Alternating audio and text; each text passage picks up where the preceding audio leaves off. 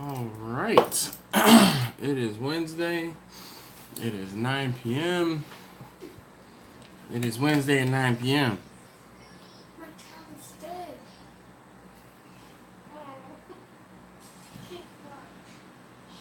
Oh, I'm about to say. Let's see. We did do public. Yep. All right. So, just wanted to say hello to everyone who is joined. Eric, I've never heard that before. Out of order barbecue. How are you this evening?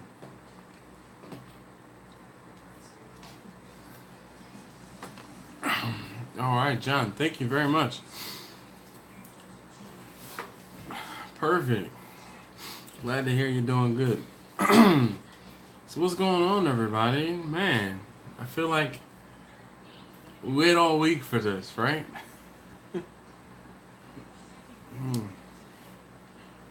All right, so there seem to be 10 of you. 10, oh my goodness, in a minute. 10 of you guys on the live stream. If you haven't already, please leave me a thumbs up. That greatly helps this this thing I have going. So you know what's crazy? I know last week we talked about what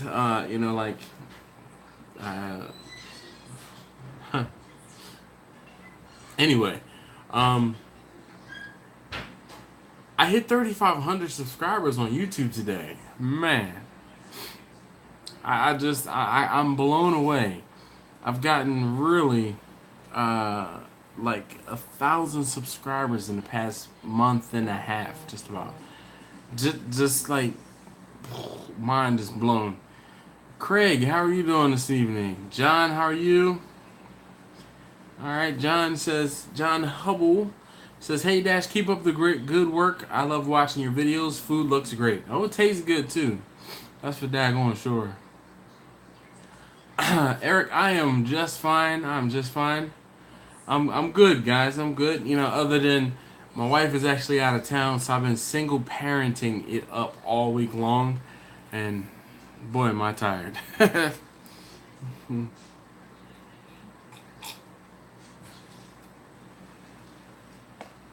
Raul, how are you this evening, sir?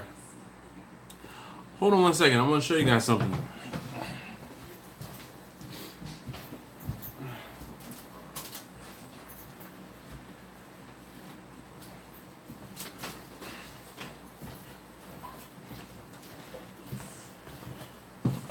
All right, so I know you guys have seen the link down at the bottom where it says cash or care to donate for beer money or something like that. Beer money or clear money. We got a good another month or so supply for these events on Wednesday nights. So I just wanted to say thank you guys. It is directly from you guys, and I even have some beer in the fridge. So I'm very appreciative that you guys keep me going. Let's put it that way. Yeah, right, Eric.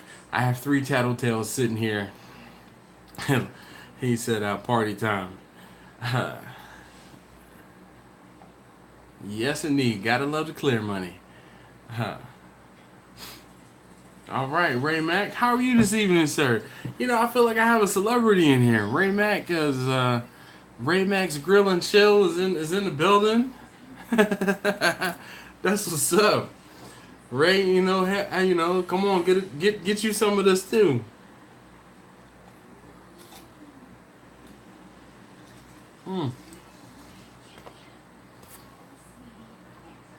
Man. All right. So there are 23 of you on the live stream. If you haven't already, please leave me a thumbs up. I'd appreciate that. Brandon Barr, how are you this evening? So what I wanted to talk to you guys about so far, how are you liking the whole Q&A, the FAQ? Oh, man. Thank you very much, Ray Mac. I appreciate that. Eric, how are you this evening, sir? We got Eric's Barbecue and More.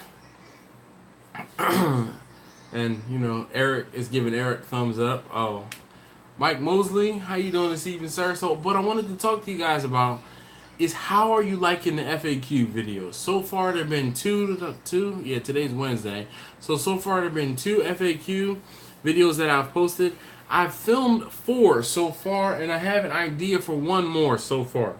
But I want to get some more feedback from you guys. I need you to, Lou, what's up? How are you this evening? Glad I could be some, glad I could be some help. Well, I knew what you meant, Brandon. But I really I have questions for you guys. What are some other topics you might want covered? And I'm going to try and oh, the pizza was good. The pizza was good. I Swig and Smoke. I knew what you were referring to. Yeah. But see, I've talked to you guys about this before. Usually I don't. Hey, how are you this evening, DC Cooks? I don't show you guys exactly what I'm cooking because I want the video to come first, and then I can have content for my Instagram to post towards the YouTube videos. But tonight I just felt like I was in the posting mood. So, I took a picture of the thermometer, then I took a picture of the pizza, and then I took a picture of the pizza and the beer. So usually my videos are a week to 2 weeks behind. Yeah. So I want to get the whole concept of doing the pizza down properly before I get to the point where I make my own dough. But I still don't even. I think I might still buy some store ready-made dough only because I just don't want to mess it up.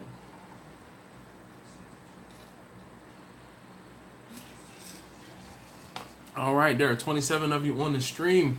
If you haven't, please leave me a thumbs up down below. I'd appreciate that. All right.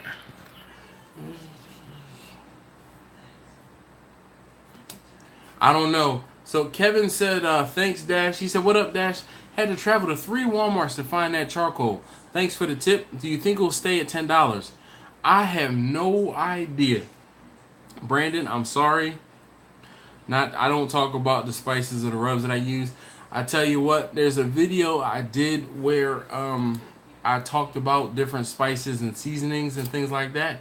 But I don't tell you guys what I put on my food specifically. That's for me, man. That's my little secret.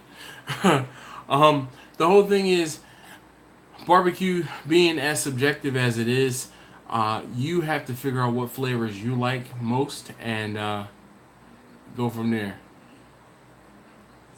Gary, how are you this evening, sir? Ever heard of Wagyu hot dogs? No, but I can only imagine how much a Wagyu hot dog would cost. Really? That's a good idea. DC Cooks, DC, what does the DC stand for? Or is that, like DC as in Washington, DC? He says, I always go to a local pizza place and ask them for some dough, and they are usually happy to sell them some. So, I'm trying to think. A Velasquez, Vasquez. I can't remember what the A is. Is it Alvin? Sorry. But he asked, have you ever used mesquite wood for grilling, not lump charcoal? So no, I haven't. I'm not that big of a fan of mesquite. Mesquite is a little overpowering for me. I like more mellow flavors. That's why I go with the oak and the apple and the cherry woods and things like that. Yeah. Patrick Malone, how are you this evening, sir? Brandon, I appreciate your appreciation, man. Your understanding. Let's and Eric asked Kevin if the price of he replied to Kevin. He said, not if a lot of the product gets purchased, he would think. That lump has some huge burners. Love that bag from Walmart. So Ray Mac, I tell you what, in the video where I showed that charcoal, actually where I showed the burgers, you guys can't really see, but what I ended up doing was like hitting some of those bigger pieces to break them up, and they broke up just fine. Lowe's has 2 bags of Kingsford Blue for $9.99. It's a killer deal. Armando, I'm gonna try to remember that, Armando, but I'm getting old.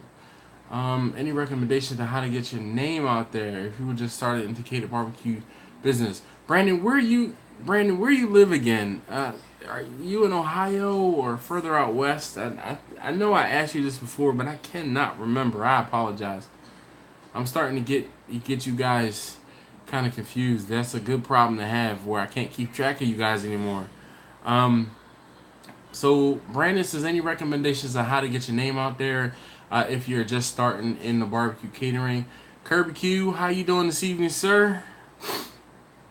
Dave Murphy, good look. Oh, Dave, did you see this? I just wanted to tell you what your donations, clear money or beer money, definitely. All right, DC stands for Dadcraft. He has a gaming channel also. Figured I'd keep the DC thing going. Okay, no problem. So,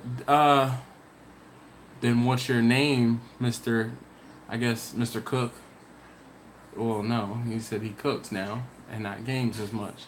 Anyway, so where do you live, Mr. DC Cooks? Also, think if the first that I see is a Sure. Kevin. I actually tried to figure out how to see about getting a sponsorship from them because I will use the crap out of it. I sworn I used to open my own barbecue restaurant. Have I ever thought about exploring the idea of opening my own barbecue restaurant? Yes, I have. Only problem is I'm pretty gainfully employed right now, and I like my hours. I like my position. I like the company I work for. I like the people I work with. Not that I wouldn't walk away from it. It's just I would like to get a little bit more established in the business world before I step out and get a brick and mortar restaurant. Just the security of it, and it's one of those things where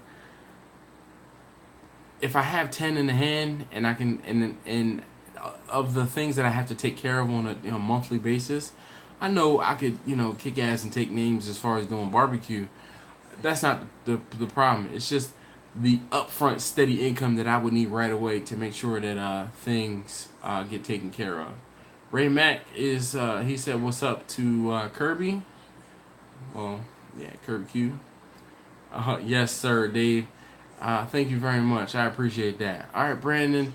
So, Brandon, what I tell you, one of the things that will greatly help you is geographical hashtags on Instagram. I've talked about this in the past. All right, Richmond. So you're not very far away.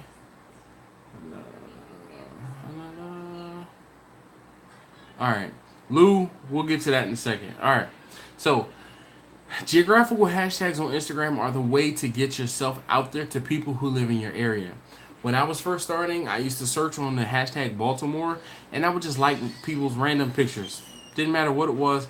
I would primarily stick to food pictures and stay away from like kid pictures or like selfies. Even places, I would like those pictures. And then what I would do is my Instagram profile has always been open, okay? Never been private. And I would make sure I had some recent cook pictures on my Instagram profile in that top 9. So as soon as someone clicks on your profile, they see those 9 pictures. Okay, 9 to let's say 15 because they're gonna scroll maybe once, maybe twice. And you want to tell them also in your bio what you do. If any of you guys go out to Instagram and you look at my bio, first thing it says is I deliver barbecue. Boom. I cater from 1 to 100 plus. I take care of small events. Here's where you find me. This is where I am. Here's the information on how to get in touch with me. That's it, right? So when they come back to my profile, they're seeing those things, and hopefully they'll be like, oh, okay, maybe they click 1 or 2 pictures and like the pictures and then follow you. And as you start liking people's pictures, people will start following you. And then as they're following you, they're going to see what you're doing. As they see what you're doing, they're going to grow, period. Then once you start giving people your food, not giving them, but taking people your food or taking orders, what you do is ask them to take a picture and tag you in it on Instagram. Point blank, just ask for the business. Ask for the referral. Let's put it that way. All right. So that's how I grew my business. All right. All right. So Lou in New Jersey, he says, "What are my thoughts on?" I think it's Jersey. I think so. If it's not, I apologize. He says, what's my thoughts on fat cap up versus fat cap down? I almost always, probably 95% of the time, 99% of the time, cook fat cap up. I want that fat cap to get its crispest, is, you know, that bark on that fat cap. I don't actually like cooking fat cap down. I, in the past 2 weeks, have cooked one brisket with the fat cap down and one pork shoulder with the fat cap down, and they were both mistakes, because when the fat caps get into the juices, the au jus, and it just doesn't render away, and it doesn't get warm enough to and it's extra thick and extra, you know, gelatinous, and it's just not good. I definitely did not mean to have or leave the fat cap up on, down on either of those cooks, and I didn't like the way that it turned out. Brandon, you know, I'm in the thing. All right, I really thought about doing a food truck rather than brick and mortar. I would love to. Again, the food truck industry, the food truck boom has, you know, it is definitely, you know, out there. The problem with doing barbecue on a food truck is they want you basically to cook in a type of grill that is not wood or charcoal. At least in my experience looking through Baltimore City. And I don't want to cook in a smoker that is a rotisserie smoker. I don't want to do that. So I've seen a couple folks who have gotten around that whole thing by using like a rotisserie pellet smoker. And that would be all well and good if I can get like 2 separate chambers, cook chambers, because then I could cook everything non-pork versus everything pork. You guys know how I feel about cooking pork and non-pork things. I got to keep true to my own dietary restrictions. So that's one of the things that I put out there in my barbecue. I always cook anything else above pork where I can. All right, next best thing. Dash, you have your no competitions. There's another one for the FAQ.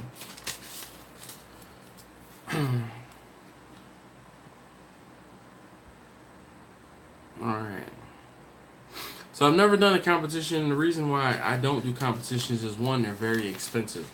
2, there's no guarantee. There's no guarantee that you're gonna win.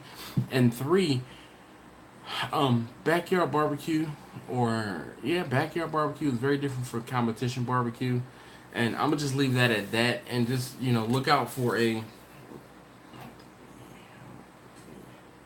Sorry, I'm trying to get my thoughts down about this,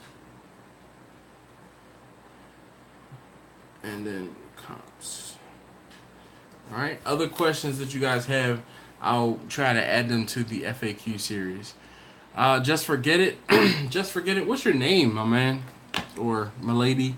I see there's 2 people in that picture.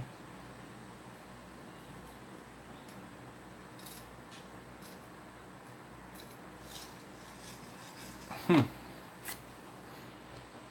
right. Mark D says, good evening. Love the videos, Aaron. Sorry. He says Aaron again. All right. Well, you told me to just forget it. Then I forgot it. Then you're like, Aaron again. All right. I'll try to remember that. I have a brother named Aaron. All right. So Mark D says, Mark D says, good evening, love the videos, very helpful. What's your least favorite thing to barbecue? Chicken wings. Chicken wings turn out phenomenally. It's just that they require a lot of attention. You gotta clean the wings. You gotta season the wings on both sides. Put the wings out into the smoker.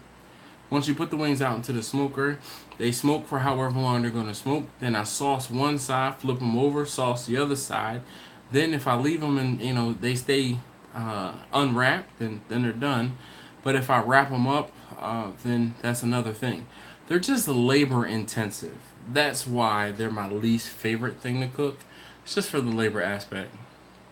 So Raymac, no, I have never done a cinder block. Have I ever cooked on a cinder block pit? No. I looked on your channel and I think I saw that you built a cinder block pit, And the closest thing I've come to cooking on a cinder block pit, actually, I was a few years ago, and mind you, this is probably like 5 or 6 years ago. My company, we had a little picnic, and I was on the grill, and I was standing out at one of the like state parks, and there was a brick grill. Like it was pretty dope because um the the actual grate was, down into the brick kind of, and it had like a nice brick chimney. It was pretty dope. So that's the closest I've come to cooking on cinder block.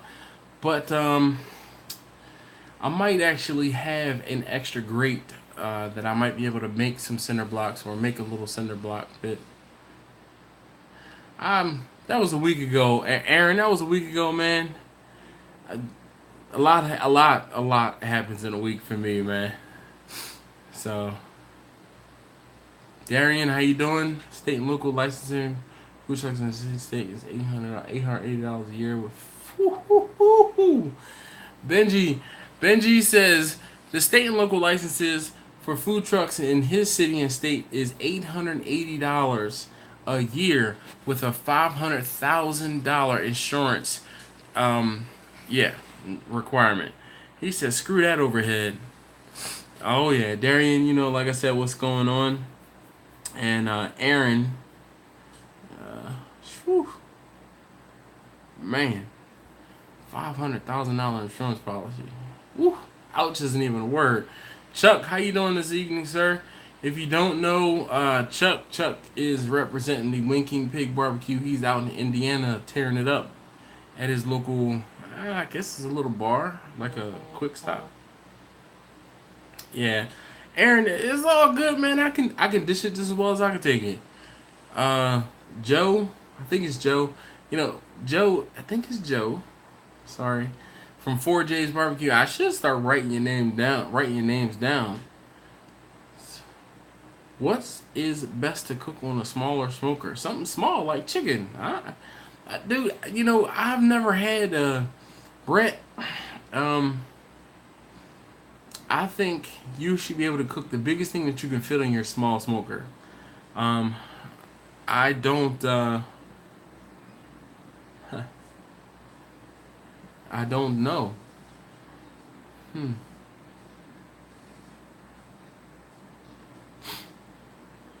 Benji is shouting out Ray Mac. Ray Mac is that's what's up. Turkey legs. What about the turkey leg? Oh snap! You know what's crazy? I was supposed to be doing the turkey legs today, and I just got out of 250 gallon tank to add the candy girl. All right, sorry, nah, no problem, Luis. Fat cap situation. Never thought about it. That trippings would also would. Yep. And the whole thing, Lou, is like when I do my now. Here's the. This is it. If you have a grill and the heat is coming from underneath, or a smoker and the heat is coming from underneath, then you can kind of put your fat cap underneath to protect your meat from that high heat. So if you have a offset smoker and you have high heat coming from one side and it's coming from underneath your meat, just so it doesn't burn, you can cook fat cap down. You're saying that you have a Commando Joe, with the fat cap there. I mean, with the heat coming directly from the bottom, you're going to have higher temperature underneath of it. And same thing, you would do best, you better serve cooking with the fat side down. When I was cooking in the drums, I usually didn't have a problem when I cooked fat side down because of the fact that the heat was coming from underneath. Though I was able to usually to get the heat just to the point where it was like it wouldn't burn anything, but it was still coming from underneath. So having the fat cap down in the drums was kind of okay, but I still recommend. I personally always cook. I always cook fat cap up. So Armando says This is, do I have your favorite baked beans recipe? So I've only really done baked beans a couple times. The one time I did baked beans, I cut up some like peppers and onions and put them in with the beans and slow simmered the beans and the vegetables until they broke down and add some brown sugar. Chuck from the Winking Pig Barbecue, he actually just put out a recipe not too long ago on making baked beans, not from scratch, but from what I understand, his recipe looked pretty daggone good. Um, yeah. So Brandon said, have you ever had a client ask about diet friendly catering? I had someone ask me about keto friendly, as in low carb and low sugar. So yes and no. Um, the chicken, the you can cook chicken all day long. The guy that I made the charcoal basket for his smoker, in my garage, the one that lived down in North Carolina, he's actually doing meal prep for folks, and he's just smoking like turkey breast for folks, and or he might be doing some chicken thighs too, but he's doing meal prep for folks, so you can do it. You just kind of have to get your recipe together, make sure that the recipe hits or checks all of those boxes that those people want to avoid, and you're on your way. Yep, that's exactly it, Brandon. You're definitely gonna have to wash your sauces. Most barbecue sauces are made from like or have sugar in them. Some of them are made with high fructose corn syrup. Cane sugar sweeten some of the barbecue sauces. So you have to be careful, definitely, with your sauces and your rubs to make sure that there's no fillers or anything like that. Gluten free.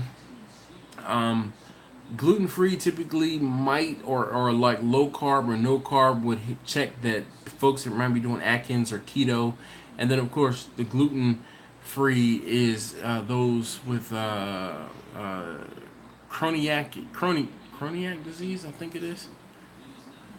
Yep, that's exactly it. Benji says most meat is zero carb and use a rub with no sugar.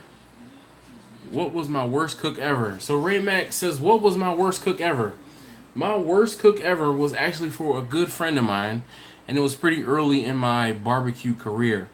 Uh, he was having a birthday party, surprise birthday party for his mom, and he wanted some pulled pork. He wanted a tray of pulled pork. Now, me figuring I was going to do something special for him, I put some apple juice in the pan when I was cooking his pork shoulder. So I had a pork shoulder and I put like a cup of apple juice or 2 cups of apple juice, however much apple juice in the pan, and it slowed down my cook. I learned very quickly that if I was going to add liquid to food while it was cooking, one, you have to make sure that liquid is warm, and two, allow for a lot extra time. That cook, or me adding that apple juice to the pork shoulder while I was cooking it, anyone want to guess how much time it added to my cook? All right, Ray Mac, where in North Carolina you live? For keto homemade monk fruit sugar. Okay. Make a sauce based course. Atkins diet, of course, lots of recipes on the web. Yep. Turkey legs. No, Eric. So I actually started a video on the turkey legs earlier today, and I completely dropped the ball. I I made the pizza, and then I started cooking the pizza, and actually left the grill going. So let me go out and check and see.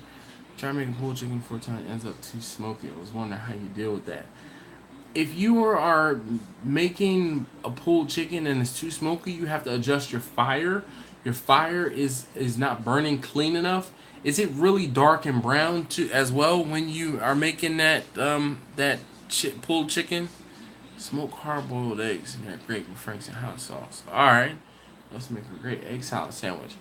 All right, so me myself and I farmer. I'm like, wait a minute, just how do you make your smoked eggs? I've attempted smoked hard boiled eggs one time, and never tried it again. I kind of thought people said you kind of half hard boil them, take them out the shell, and then put them in the smoker. Dexter Jackson, how are you this evening, sir? No. All right, so you guys are guessing that it added 2 hours to my cook. Nope, I tell you, it was more than that. It added 4 hours to my cook. I was supposed to be meeting, and again, this is a good friend of mine, so I'm glad. I was supposed to be meeting my friend at like 2 p.m. At 1:30, I'm calling him like, dude, I don't know what's going on. I did something a little different with the food. It's not like it's not hitting the temperatures that I need to at the time that I think it's supposed to. I'm like, I will bring it to your house. What time is the surprise party supposed to happen? He's like, oh, the surprise party is supposed to happen at 8. I said, all right, I will be at your house before then. I said, he's like, all right, cool. I was just gonna meet you so you didn't have to come all the way down to my house. I'm like, don't worry about it. Like I said, when I say it added 4 hours to my cook, man. Dexter Jackson. Sorry, I did not know. Dexter Jackson, are you a bodybuilder? That's cool. Can I do a low? I did a low and slow video on the egg. I cooked beef ribs on the egg, low and slow. Oh, all right, cool. Jimmy from Appleton. All right, Jimmy, how are you this evening? No, I have never smoked camel, ostrich, or deer. The color was good. It just tasted like chicken shake charcoal. All right. So again, DC cooks, if your stuff is a little too smoky, are you cooking now? All right. So this is down the rabbit hole. Michael Winters, where in Philly are you? Let's see here. I'm trying to. Larry, how are you? Low and slow in a Weber kettle. I only have an 18-inch Weber kettle.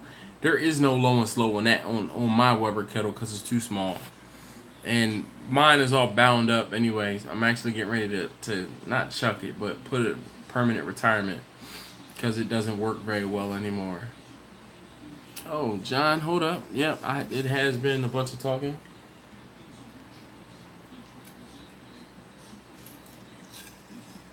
All right, be right back. Let me go see if the egg is still viable.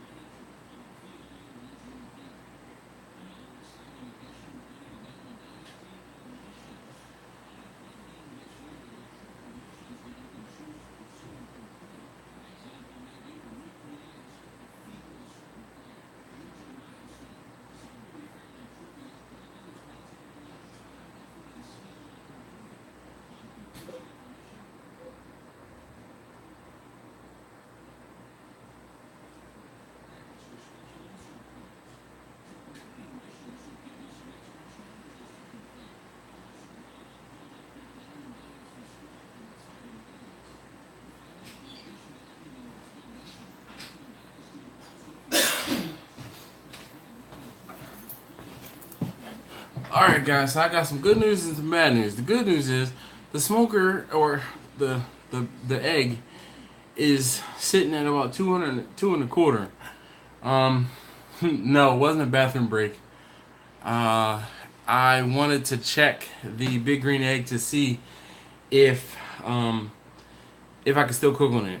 So I actually opened up the vents a little bit. It was sitting at about 200, 210, 2 and a quarter. Now I'm here. I just don't even.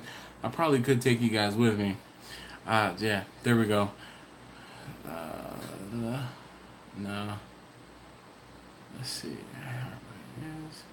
It's hard one. Put them in the smoker after I peeled them also. Did a cold smoking them with the pellet too. Both were good. Recommend. All right, Brandon. perfect. That is awesome.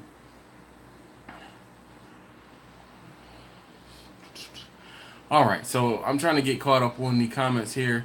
Travis, what's going on, man? Questions. Check out ThermoWorks clips on YouTube. You can't be recommending somebody else's channel during my live stream, Benji. What you doing, man? What you doing? All right, so that's good to know. Hard-boiled eggs all the way, and then just put them on a smoker. You prefer lump charcoal for the kettle when doing low and slow, or just Kingsford? So if you're doing low and slow, I would highly recommend using Kingsford or as opposed to lump. Lump burns hot and fast. All right, Brandon has some good videos. Also Malcolm Reed and All Things Barbecue. Yep. Now I do watch Malcolm Reed videos from time to time. I have not T. Roy Cooks. Yeah. On Craigslist and look for free.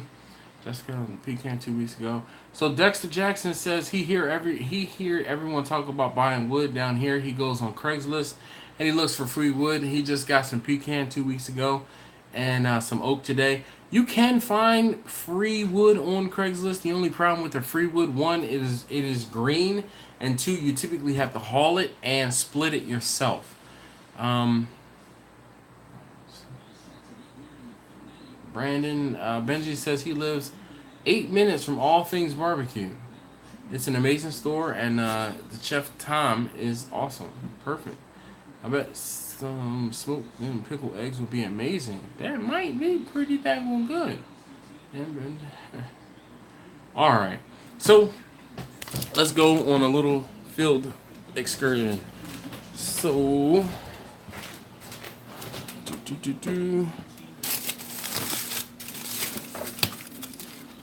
turkey legs. Now I'm only have one hand now, and it's pretty dark outside. My son, my middle taste tester. Let's see if it'll focus. Nope. He's playing MLB 2016, I think. All right. So the smoker temperature, you guys can't see it, but it's right at about like 210. Actually no, it's right about 2 1/4. So I'm standing. Let's see if we can do this. Hey. All right. So that's the temperature. We're almost at 2 1/4, and I'm trying to. Let's just open up the daisy wheel. Now there is still heat coming from here, and I opened up the intake down there. I'm gonna open it up just a little bit more, and we're gonna see. All right, I have the diverter plate down in there, and I do feel heat. So let's go ahead and get the turkey legs. There's one. Okay. And here's two. We're going to turn it the opposite way. Down in there. And we're going to let this go. At this temperature, I don't know how long it's going to take to get done, but these will be in here for well longer than this live stream. Give me a second. I have to kind of figure out how I'm going to hold the camera, close the grill, and go back in the house. All right.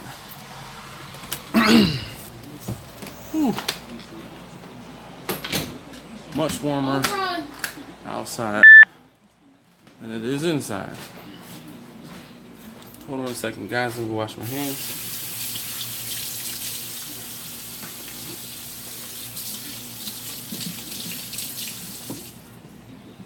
All right.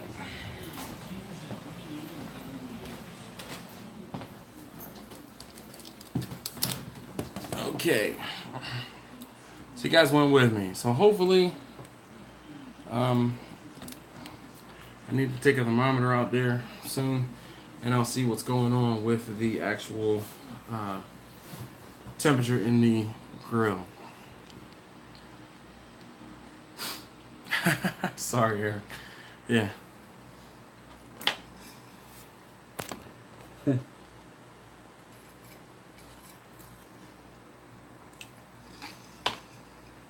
All right, Charles. Thank you very much. Hey, Eric. Eric, Travis is in the room. Little Travis. Well, on the live stream.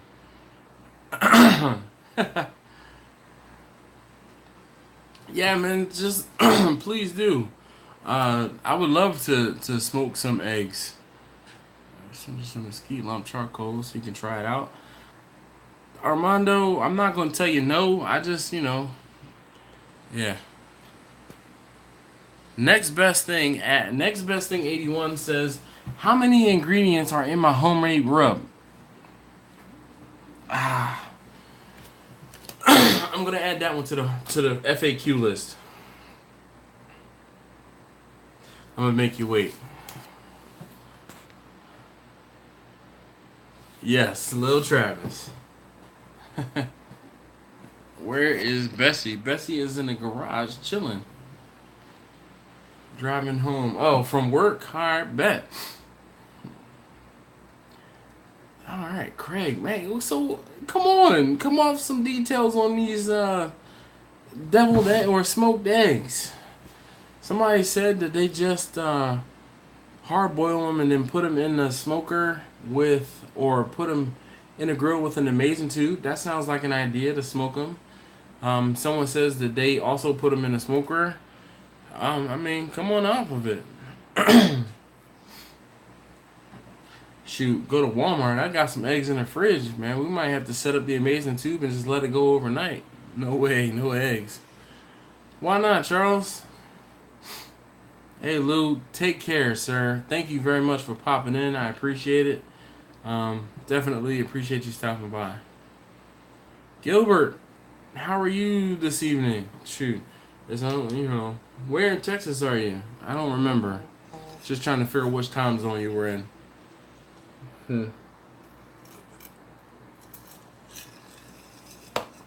Charles says meat only. I can't tell you how many times I have been asked for vegetarian and or vegan options as far as smoked. The problem I have is I have to build a new smoker because most vegans do not want anything that has ever had meat on it ever. So Brandon says, have you ever tried smoked salt or other spices? Yes. I have smoked salt on a couple occasions. He says he also does smoked cheese in the winter so that he can charge extra for my smoked mac and cheese. That's what's up. So Brandon, I tell you, the reason why you're smoking cheese during the winter is because of the melting point of cheese. If you can keep your smoker lower than like 85, 90 degrees, then your cheese won't melt. If you get yourself an amazing smoking tube, on even a hot summer night like tonight, you will be able to smoke cheese just as long as it's under 80, 85, and it is, low to mid 70s is sufficient to be able to smoke cheese. And smoked cheese is phenomenal. If you guys saw or remember, I did use some smoked cheese that I smoked a few months ago on those burgers I made last week on the Big Green Egg. Never smoked spices aside from salt. People smoking water for an hour, freezing it, then putting some whiskey over. Okay. I'm not that big of a whiskey drinker, but I do. So I've seen people smoke whiskey or smoke ice by taking a glass and putting just like a little wood chip and having it smolder, putting the glass over top of the smoldering piece of wood, letting it sit there for a little while, and then right before they pour their whiskey or whatever in it, flip it over so that smoke infusion is in the glass. But that's pretty dope. Smoking water. I remove the shells and leave them in the light smoke for 45 minutes to an hour. Let them cool. Double as any other deviled eggs. Man. Alright. Charles says he tried cabbage and burnt it up. Well, I mean, cabbage is, I don't know, I won't say it's hard to do. Oh man, Gilbert. Heavy rain. Nothing worse than that. We got some rain down in the RGB. Man. Sorry to hear that, Eric. Travis says it's still almost 90 degrees where he is in Florida. Yep. Brandon says smoked veggies are good too, but you need to be on site. Yeah. So Eric asks, you ever do a spatchcock chicken? So I usually don't spatchcock chicken. What I do is I split the chicken in half and cook chicken halves. It's easier for me to cook the chicken in half, and when I was cooking the chickens in the steel drums, I could fit more chickens into a drum if I cut them in half, and I was able to arrange them how I needed, as opposed to just cutting them, like splitting them down the back and having them folded up on the breast. So hopefully that makes sense. Keep the smoke rolling. Mike Mosley, thank you very much, sir. Charles says he needs help with brisket. Brisket, simple. Cook it until it's done. So, is it Fish Bastard? He says, what time and temp for smoking salt? I just threw some salt in the smoker when I was cooking some lamb. That was it. And I just let it sit. And actually, I didn't even put it in the smoker. I have a warming box, and I just put it in the warming box. And as long as it took the lamb to cook, that was how long I left the salt in there. And that was it. If you're smoking something and you have the room, just throw some salt in a half pan or a full pan, like a single layer. Let it sit in the smoker. And I smoked the salt. Technically, I didn't notice there was that much of a difference, though, when I did it. You do see some of the salt will have a brown hint to it, but typically only the top layer. So, excuse me, if you ever seen anyone smoke macaroni and cheese, same thing. That top layer will have that color, and everything else underneath of it won't. That was the same thing I experienced with the smoked salt.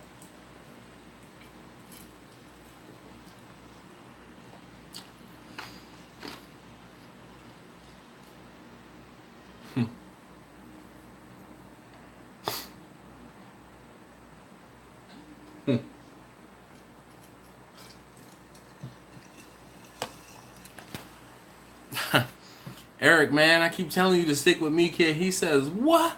Smoke ice water? He said, mind blown. Oh, yeah, buddy. You can infuse water with all types of stuff. Alright, so Big Picture says, what up, Dash? I have no need for a smoker that big at all, but I'm looking to have a Bessie built. Just want one out back. You know what? I completely understand it. There's no need for me to have a big cargo van like I do, but when I do need it, it's good to have.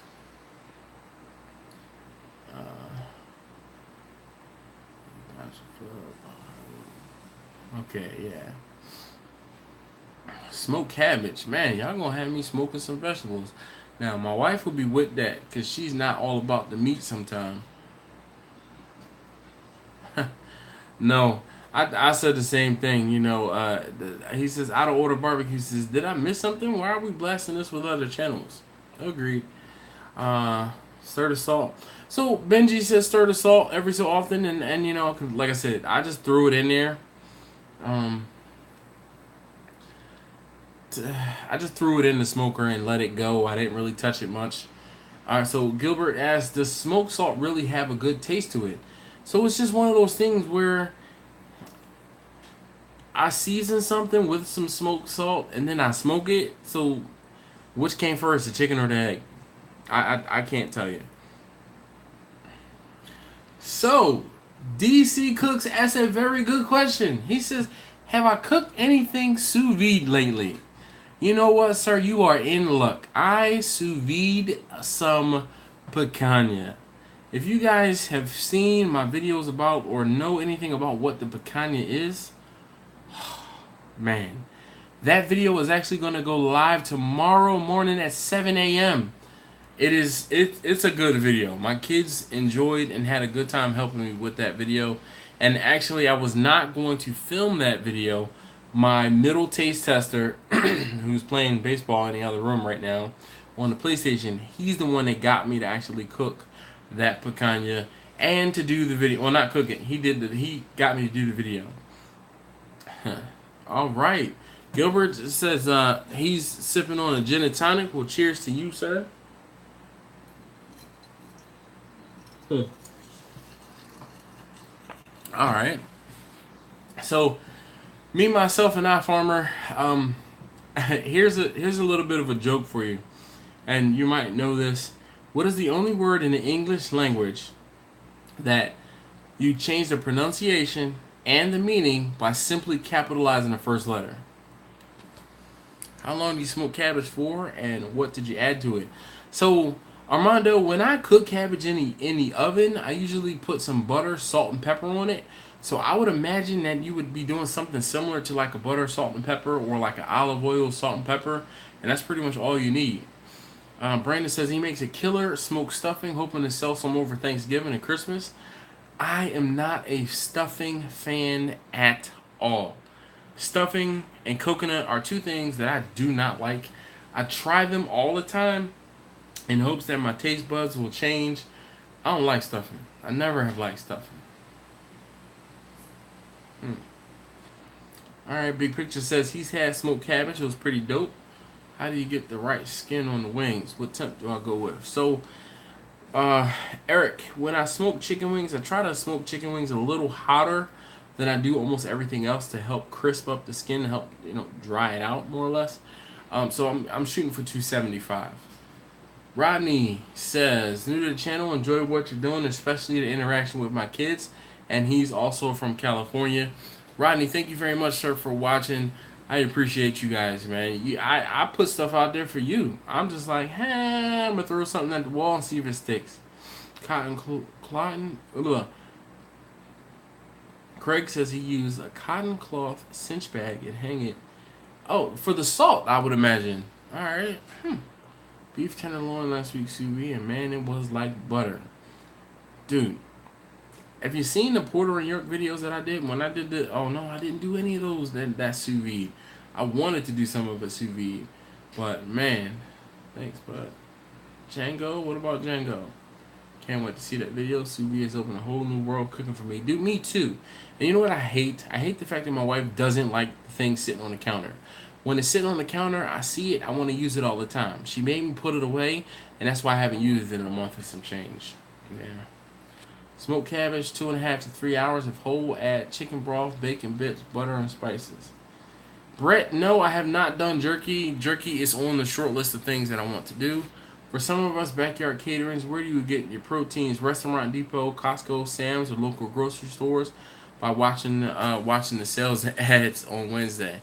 So Robert, I go to Restaurant Depot for my briskets, pork shoulders, and baby back ribs. I get my chicken, usually chicken wings, boneless, skinless thighs, and boneless, skinless breast from Sam's, unless I'm doing a bigger cook for chicken. Like when I have a 30 to 50 pound order of chicken, I will buy 2 cases of chicken from the Restaurant Depot, usually because it ends up being just a couple cents cheaper. And so in that order. Recently I did get some briskets from my local Giant because they had it on sale for $2 a pound, and I bought 2 of them. Oh man. John Knapp says he tried chicken gizzard stuffing. Yum, yum. If you say so. He said, I never liked stuffing. Oh, man. Darian, boom. Dude, man. Oh. Full 8 seconds says cornbread dressing for the win. See, now there's another thing, too. You can tell where someone is or by what they say. Stuffing or dressing. All right, Armando. Dude. Thank you very much, as always, for hanging out. Yep, see, Craig, same wavelength there. Love making Cajun stuffing for the holidays. You got that one, bruh. I can't do it. You'll like my stuffing. Everyone says the same thing. Ugh. What do you put in your stuffing, Brandon? Yes, Eric, the sous vide will change your life. Because I can set up a meal. I can meal prep without even having to do anything. I can put something that's frozen You know how awesome it is to put something that's frozen into the sous vide, and when I get home it's ready. All I have to do is sear it and then cook it. What, dude? There's no. The sous vide cooks things so perfectly. It'll hit your exact temperature every single time. We cook at a higher temperature than when we want our food to be cooked at. Okay. And what the sous vide does, it takes the guessing out of it because you cook the food at the same temperature where you want your food to be at, or final, temperature. And because of that, you don't have to watch it. You don't have to babysit it. You can put it on. Sous vide cooking is like cooking in a crock pot, but just with water. That's the easiest way to explain it. Sous vide means under vacuum. So what you do is you're cooking your food in a plastic bag or in a vacuum seal bag, and you put it in water, and the water is what actually cooks your food. Yo, get into it. Learn it. It'll help you definitely. Let me get this to focus. Peace out, everybody. Brandon from Ohio. All right. See you next week, Brandon. Definitely awesome. Thank you very much for coming through. Next thing, no, I've never cooked a beef. Actually, no, I have cooked beef clod. Beef clod is just like a shank, right? I'm pretty sure. I've done beef shanks. I did beef shanks in the pressure cooker. Eric, I highly recommend. Actually, if you look in this video down in the description, I have links to the sous vide, the model sous vide that I use. I use the Anova precision cooker, and I have the 900-watt version, the one that you can connect via Wi-Fi, and you can connect to the daggone thing. So, quickly, Eric, I can be at work, check the temperature of my water, and I can start it while I'm at work. So by the time I'm on my way home, the water will be warm. And then by the time I pick up my kids and all of those other things I have to do in the afternoon and get home, my food will be ready. All I have to do is take it out of the water bath and sear it. Perfect. All right, so Benji says, do you use sterno on those site cooks and caterings? Yes and no. It depends on the person, on the client. I don't like saying client. Depends on the customer. Supporter. I like saying supporter more than customer.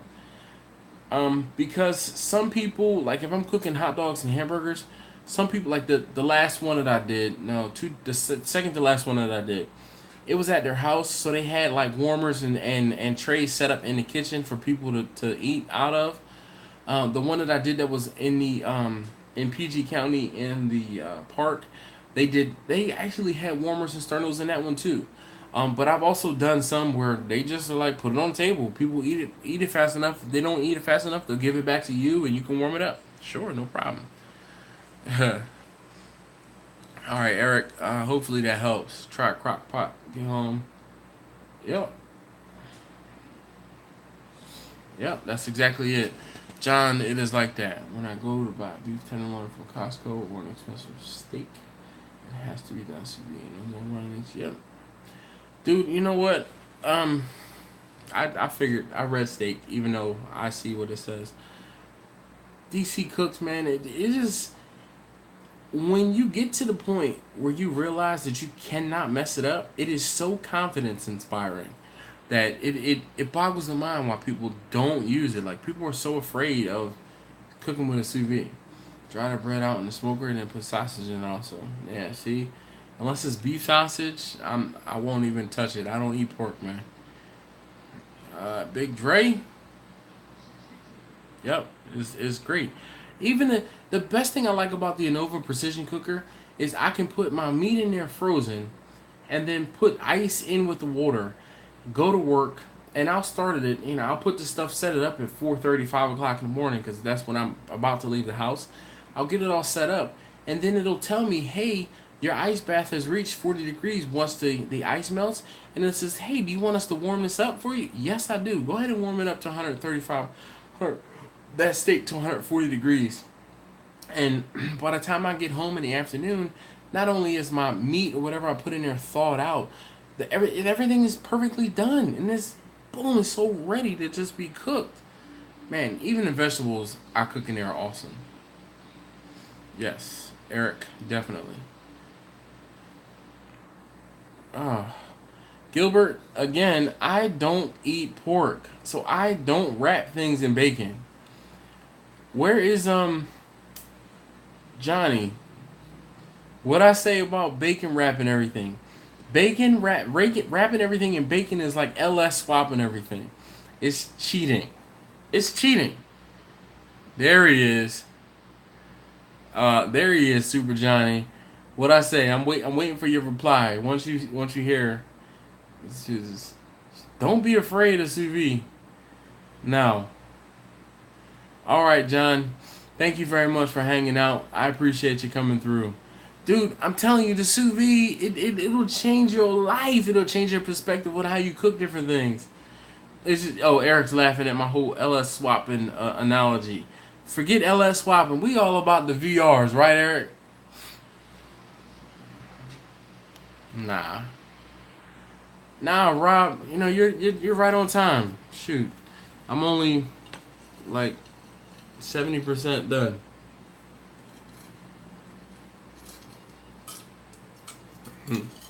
You all about the VR swap? I would love to TDI swap something before I die. I just know I don't have the mechanical ability to do it just yet.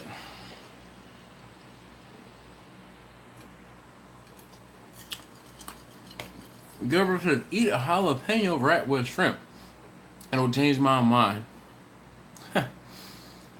Travis says he wants a VR and a GLI. That'd be a pretty decent swap. Can you put enough of meat? Yes. All right. I was trying to look to see. So here's the thing. You can put enough meat in whatever your container allows. The first container I bought, and actually I'll just show you guys. Hold on a second.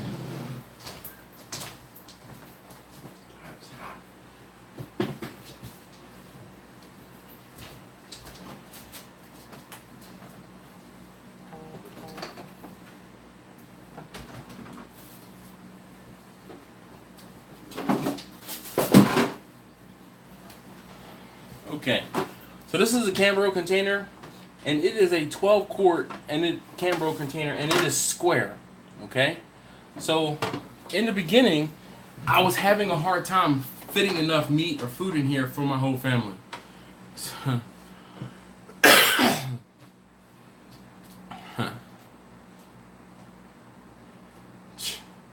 Dude, no bathroom break. I just went to go get this. So this is the Anova precision cooker, and this is the 900 watt version. There is a cheaper 800 watt version. The 800 watt version does connect with Wi-Fi, but you cannot use it unless you're on the same Wi-Fi network. This one I can connect to it when I'm outside of the house. So this is a 12 quart. This thing here is actually it's the stacked shelves or pots and pans from Ikea. And the whole thing is when you put your food into this, you want it to not float. So I'll use this as a weight to cover my food up so it doesn't float away, so it can stay underwater. Now this is a top for the whole deal. And like I said, this one is square, so you see that there. This is a 12 quart Cambro container. And then I'm going to get the other one, the one that I started using more frequently as of late.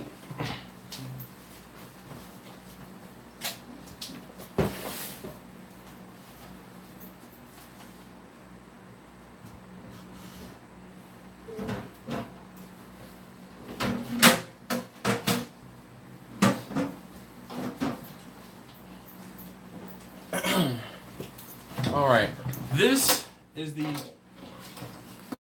container I was using more as of late, and you see it's a lot longer, and with the extra length I will put and actually custom cut out this hole here for the precision cooker to sit in one corner, and it will circulate the water throughout this here.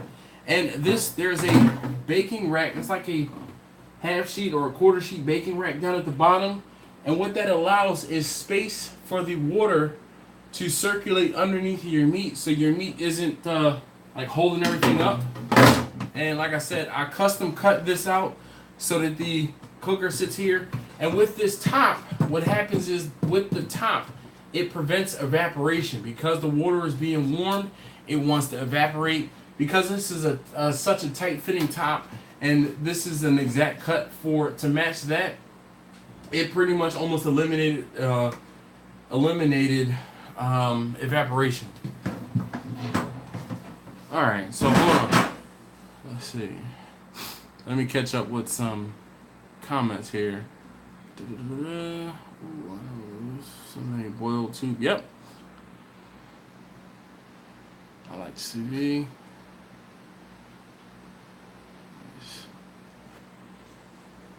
Yeah, well, because you don't have to worry about what you do. If I ever need you to boot someone out of the room or something like that, Django, that's what you're there for. All right. So the whole thing is this. Django says he doesn't understand how the sous vide can't overcook things. So the way we normally cook in an oven or even in a smoker, we cook at 300 degrees or we cook at 350 degrees. Okay. So let's say we're cooking a steak.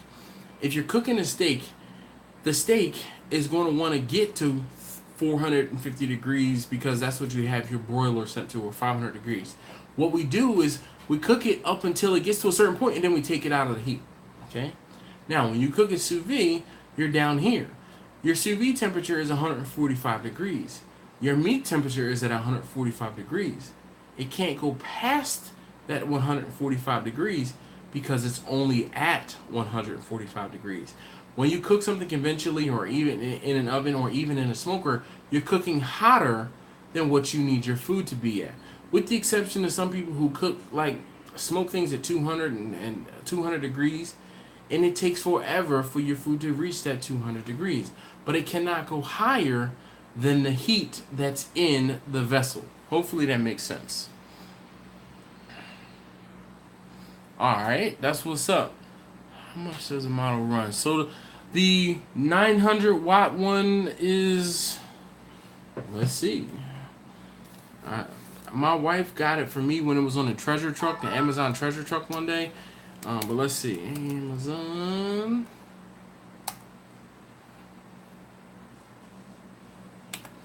Anova.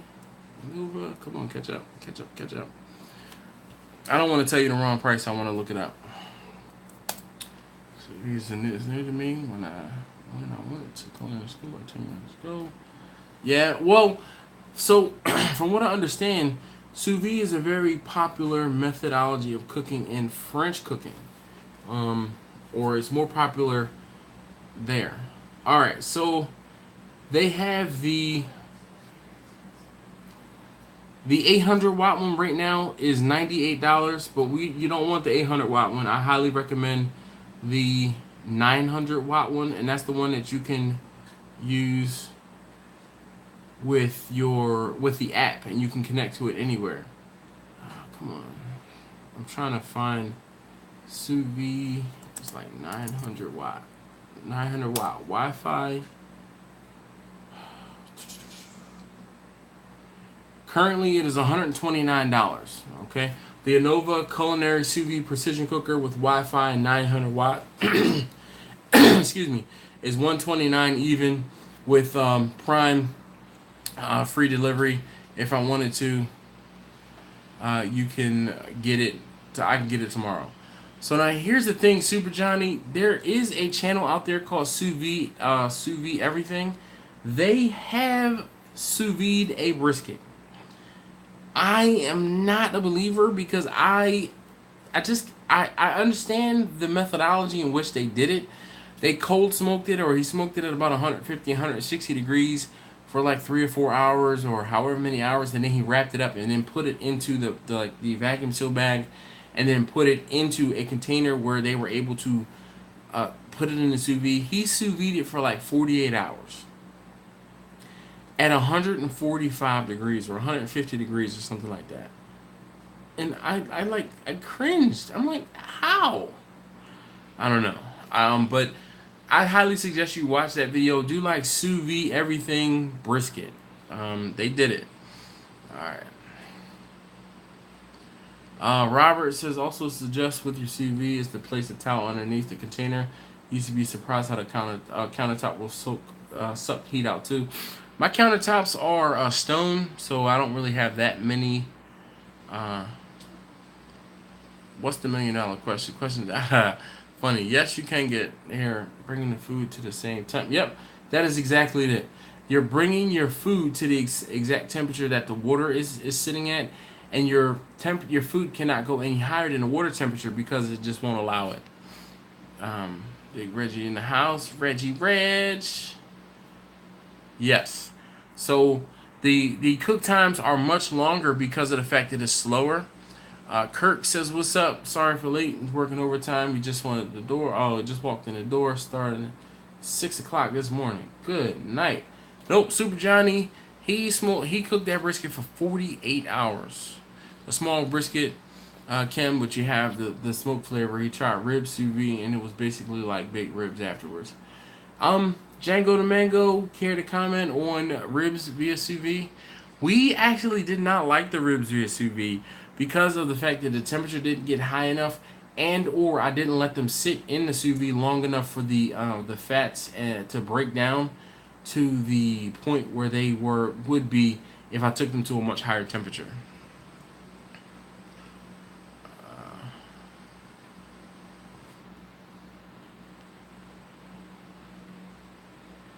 King Kirk, 60 hours for brisket. Jeez.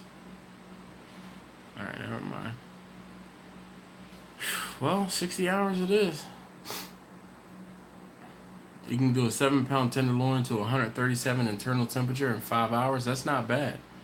No problem. 48 hours. Well, they corrected me. They said 60. So I kind of agree for large cuts of meat. I'm going to just cook it in the smoker. I mean, if you can let it sit and run for 4 days or however many, 60 hours, shoot. Yeah, you can, Eric. You cook other things, man. Alright, he says he can't wait that long. Sous vide everything. Good channel to learn some sous vide techniques. Definitely. Maybe cut the brisket in half. No. So it doesn't cut the time in half. It just will give you a bigger surface area, and it probably won't cut it in half. You might reduce the time by a third, but definitely not by half. Joe Mendoza, how are you this evening? Rich, how are you this evening? Yep, they were cold. I did ribs, cooked them for 20 hours, and didn't like them. 20 hours? Jeez. What were they lacking? So with the sous vide, and this is one of those things, Super Johnny, I would ask you to actually go back to my videos where I did the ribs three, bruh man, from the 5th floor, 3 different ways. I started them in the smoker to give them the smoke flavor, okay? And then what I did was I wrapped them up and then I froze them. And I had one rack that I took out of the freezer and I put it into the precision cooker, the sous vide. And the problem we had with the sous vide ribs, they were very tender, but they did not, all of the fat didn't render. Yeah, they were tender, but the fat didn't render. And the reason why is because they weren't taken to a high enough temperature for those fats and collagens to break down. Yeah, all right. That's a long time. Hey, Out of Order Barbecue, thank you very much. I live in Maryland, Baltimore, Maryland to be specific. Fat is not always flavor. I used to say fat is flavor too. Fat is flavor when it comes to steaks and cooking them hot and fast. When it comes to barbecue and or sous vide, fat is not always flavor. Now, it's time for a break. I'm gonna go to the potty real quick. I'm not taking you with me. Then I'm gonna go check on those turkey legs. Sebastian.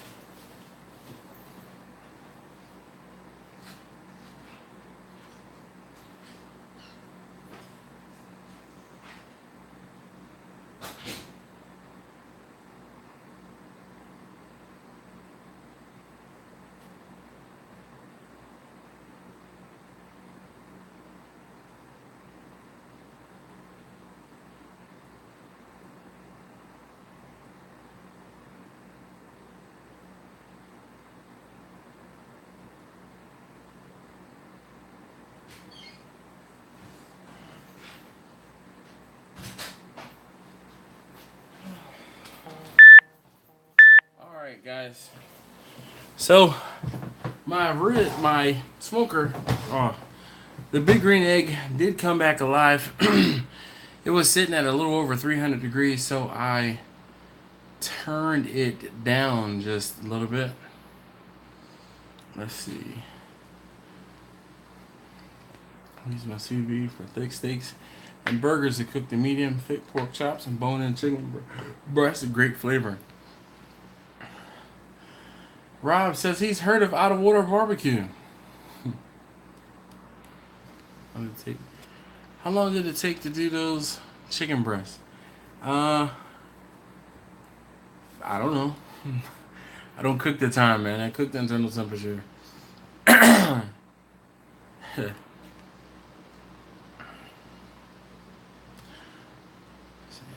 Pushing me off with the sous vide, and I like the smoked charcoal flavor in the bark. And you're absolutely correct, Super Johnny.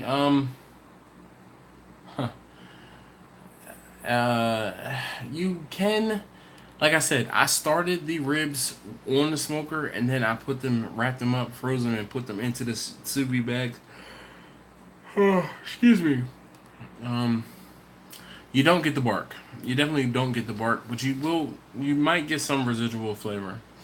I don't know how, Eric, you can break any oil pans. It's not like you air out. I mean, I'm just saying. Depending on how big they are and how many, usually a couple of hours, the Anova has a guy to help you. So you can't mess it up. You're absolutely correct. Yes, Johnny, that's what I don't understand. You take all the flavor out of what? Eric Moreno, it does take some of the flavor out of the food, but the food that you want, that you need with the most flavor, that's not something I would recommend you would cook in the sous vide. Now, one of the other things with the sous vide, because your cooking is so slow, those juices and other things have time to kind of sit and settle in with your food, and then what you do is you sear it. Again, that video that I have coming out tomorrow, you're going to see me using a weed burner as the torch, and man, the torch is phenomenal.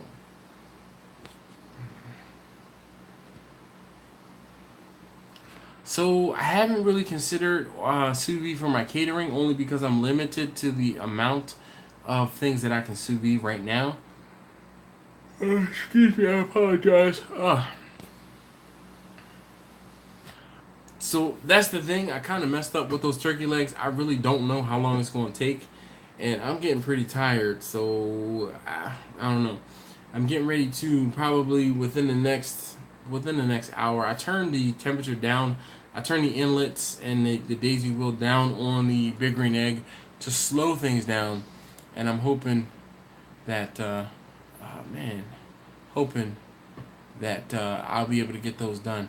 So I have not done a sous vide cheesecake just yet, but from what I understand, you put them in glass jars. You put it in a glass jar. I have done the like sous vide egg drops, egg bites, whatever. Yeah. Yeah.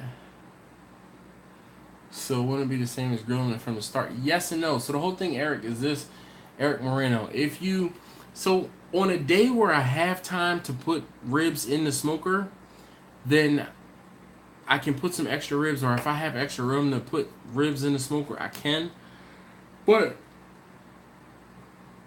excuse me, on a day where, like, let's say, on a day like Tuesday, okay, my middle son had a baseball game, all right?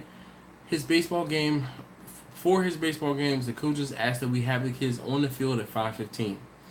Because of the fact that my wife is away, I'm taking the kids to summer camp, and then I'm going to work, okay? I don't leave work. I'm not leaving work until an hour later than I normally would be leaving work, because of the fact that I'm traveling now an hour to get to work out of my normal travel time in the middle of my day, or, in a couple hours into my day. Those things being said, when I left from work at 3. I picked them up. They couldn't be picked up because I didn't put in an early dismissal or early pickup request or whatever. I couldn't pick them up until 4:30. I picked them up at 4:30, and I brought them right home. By the time I got home, it was 4:45. By the time we walked out of the door, it was after 5 o'clock. The field was 20 minutes away, okay? And in between, I made sure they ate, and I got my oldest son and my daughter situated to the point where they could go because they were going to the movies with one of my daughter's classmates. So there was a lot going on yesterday. So now if I had the sous vide and I were to set the sous vide before I left for work, then by the time I got home, all I would have to do is do something to finish it. So that though that torch would take him 5 minutes, and I wouldn't have to have bought dinner on my way home to make sure that they ate before they went to the movies and to his baseball game respectively. Hopefully that makes sense. So it's just a time saving thing for me.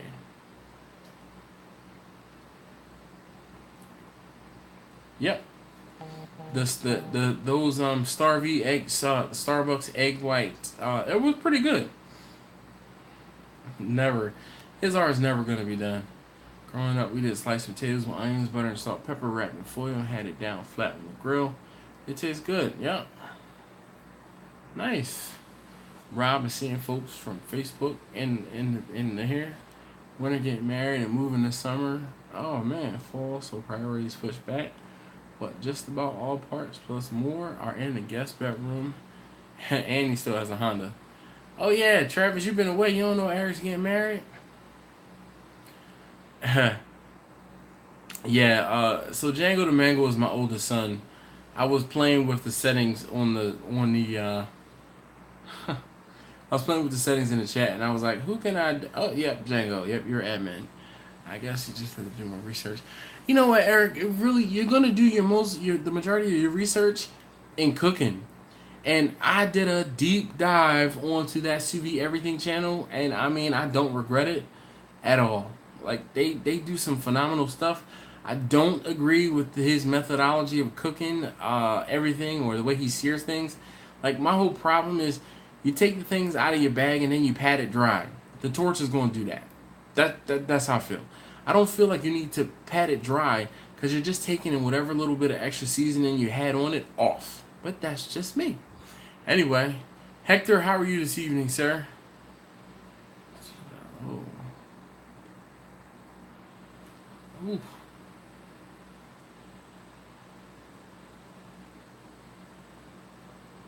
Yeah. All right. So, all right. I guess I can go check on those on the turkey legs in a second.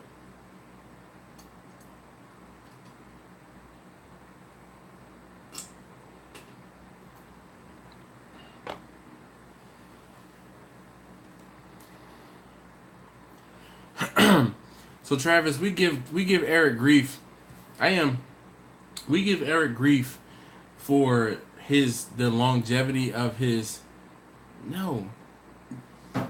We give Eric grief for the longevity of his build, but he's got legit reasons why his build is taking as long as it is. And what I'm talking about is I'm talking between my friend Travis and my friend Eric. My friend Eric has a R32 that he is going to take and turbo his VR. So he's going to be making a VR. It's going to be a VRT, so a VR6 turbo, and he's doing it right. He's going big turbo and all the supporting mods, including you doing a 4-speed dog box or a 6-speed. Like what speed dog box are you trying to do?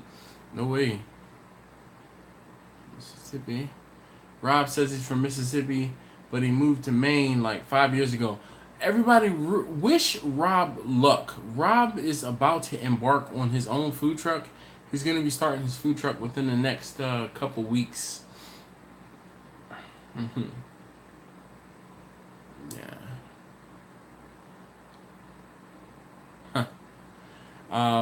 Eric says, man, I feel like I'm back in college, just taking everything in from Professor Dash. You know what's crazy?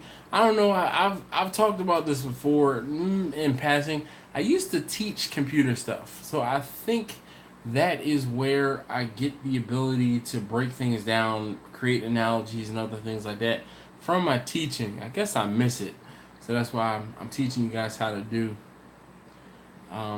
it. So my buddy Eric is a 5-speed dog box from FFE in New York. Yeah, everybody's saying good luck, Rob. Nice. Rob says he opens July 1st. Anybody in the Maine area? He's like close to upstate New York. In the no, Maine is further up. So he's up in Maine. Yeah. Next best thing 81 says, is Lexington Market the best place to go for seafood in Baltimore? No. There's a couple different places that you can go for seafood. Now it kind of depends on what you're looking for. If you want crab cakes, there's a place called G&M. G&M is really good. You get yourself like a double crab cake platter. You're gonna be looking to spending like $25 on it though, but it is pretty good. I personally recommend getting your double crab cake platter to go, because when you go and you sit down in a restaurant, they give you a smaller portion when you're sitting in a restaurant than they do for your sides when you take your your stuff to go. There's also a place called Timbuktu. It's outside of Baltimore. It's just a little further south, but Timbuktu is actually a better place to sit down and eat and get really great crab cakes. Lexington Market, you definitely cannot go wrong with. I think it's Fraley's, but it's expensive. That lunch that I had with my son. So you think about it like this: it was $10 each for these soft shell crabs. It was 20 or $22 for that jumbo lump crab cake. I think it was. It was like maybe it was $15 or $20.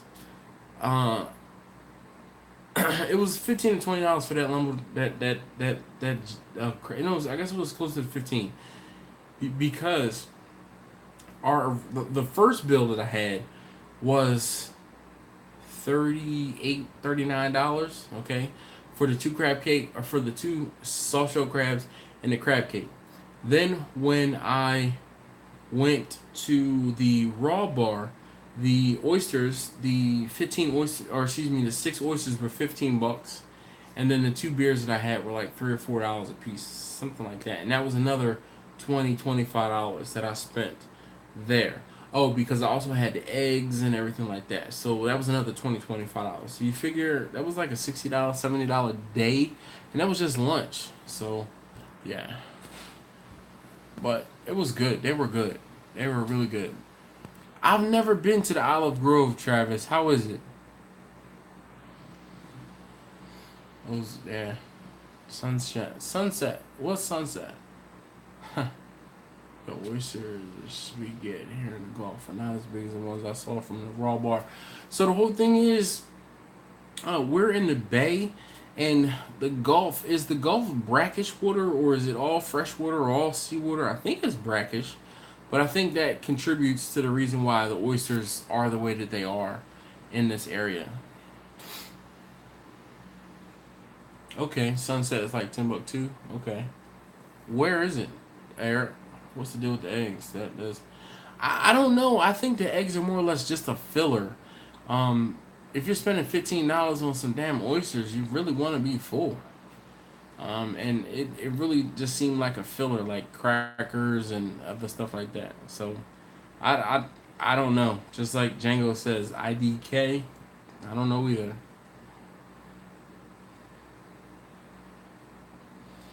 All right, so the Gulf of Mexico, he says, is all seawater. Well, the Chesapeake Bay is brackish, which means fresh, and freshwater is mixes, or freshwater mixes with saltwater. Which is, it didn't. No, it didn't. You know, it's so funny. While I was editing that video, it was crazy how Django, who again is my oldest taste tester, was skittish about the hard-boiled egg, but was gung-ho to eat the oyster. That's not typical of little kids. Sunset is across from Mission Barbecue in Glen Burnie, across from Burlington off of Richard Highway. Sunset. Alright. I had some from the Rappahannock River, and really close to the same size as the ones in the video. Hey, you know what? I don't know where they came from, but I tell you what, they were pretty darn good. That's all I got to say about that.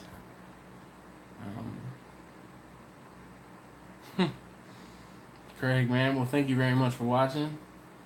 Shoot, like I said, my son who was in the live stream right now, he enjoyed that video too.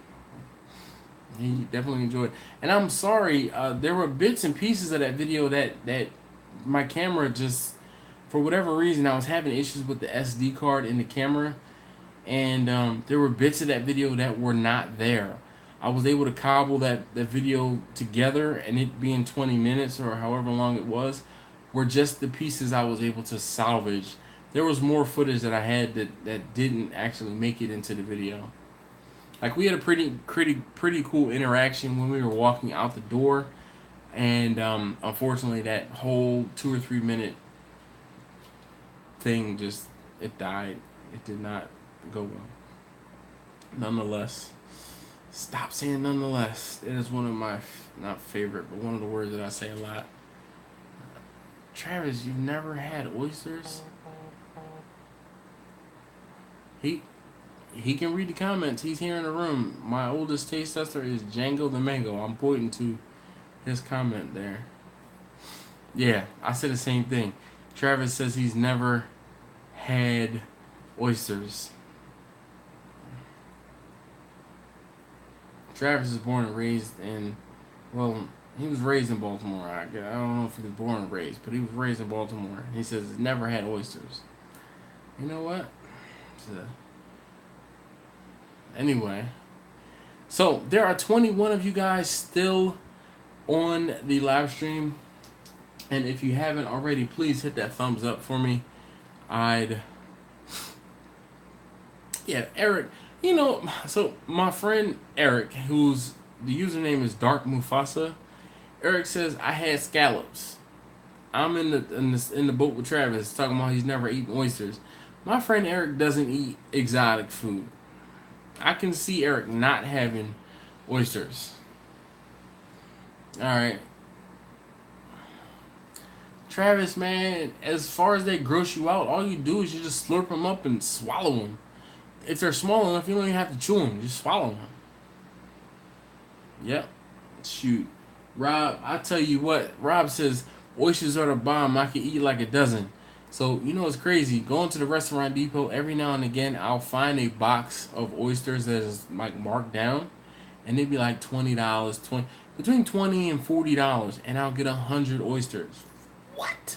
Man, we go to town having oysters. Go to town having oysters.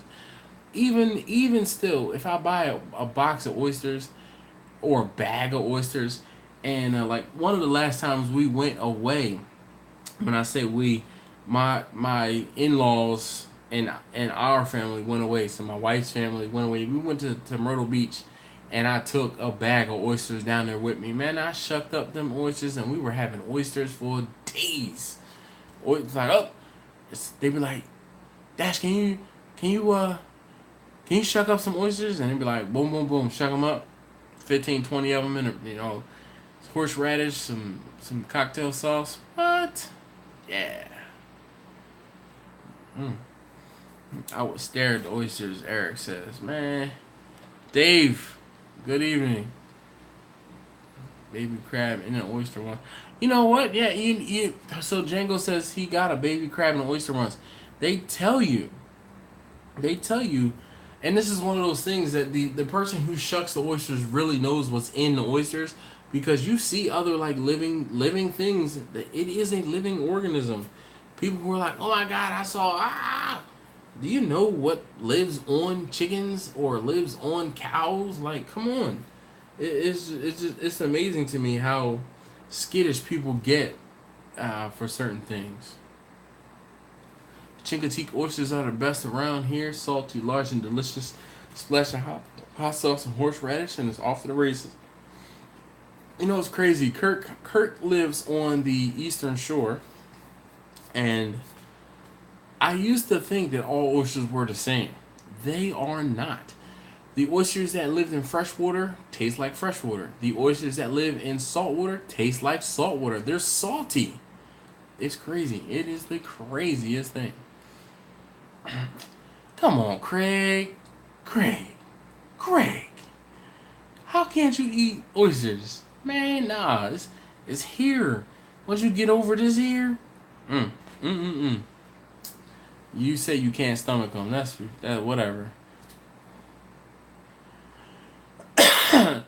To be fair, you don't eat chicken or raw or cow raw usually.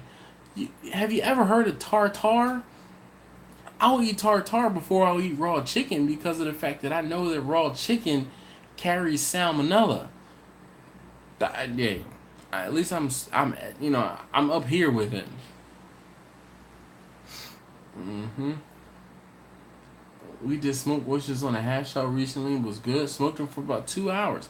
So one of the things that I did when I bought the last box of oysters that I bought, my wife found a recipe and it was like with some herb butter on these oysters. Oh my gosh.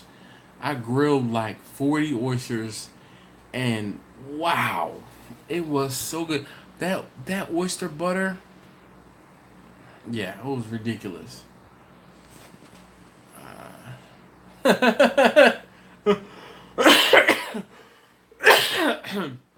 Craig from Bastard Strop says, I sit over a dead body and eat lunch, but he won't eat an oyster.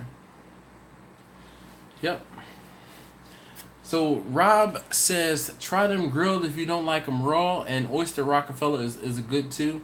Oysters Rockefeller has cheese and bacon in it, if you guys don't know.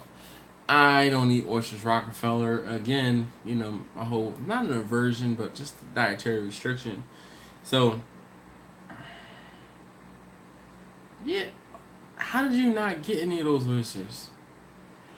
I just grill them until they start bubbling around the edges and they look done. They get kind of opaque, kind of like scallops. I don't know. It wasn't but 10 minutes, maybe 15 at the absolute most. Unfortunately, like I don't, you guys know I don't cook for time. We didn't eat all of them. I'm telling you, we might have eaten them, but we didn't eat all of them. And even if we did, I bought them, so I can eat them all. Yep. What's wrong with pudding? How do you not eat pudding? Grilled oysters are the only way I would eat them. Hey, well, you know what else is on my list of things I don't eat? Okra. Oh, you might have been on punishment. Stop doing stuff to get you on punishment. What? You guys, but oh my gosh. Oysters, did someone say oysters? Oh, hell no, bro. No oysters for Eric Moreno. Come on. Oysters are phenomenal. Man, did you not see my 12-year-old destroy some oysters?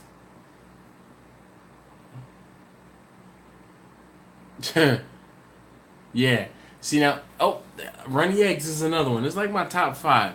I don't eat stuffing. I don't eat, what did I say earlier?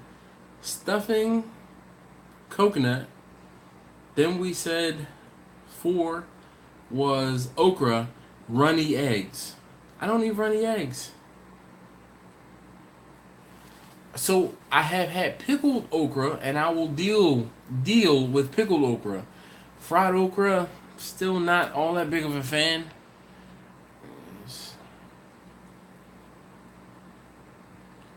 See, the whole thing is I'll eat a rare steak, but won't eat runny eggs because of salmonella.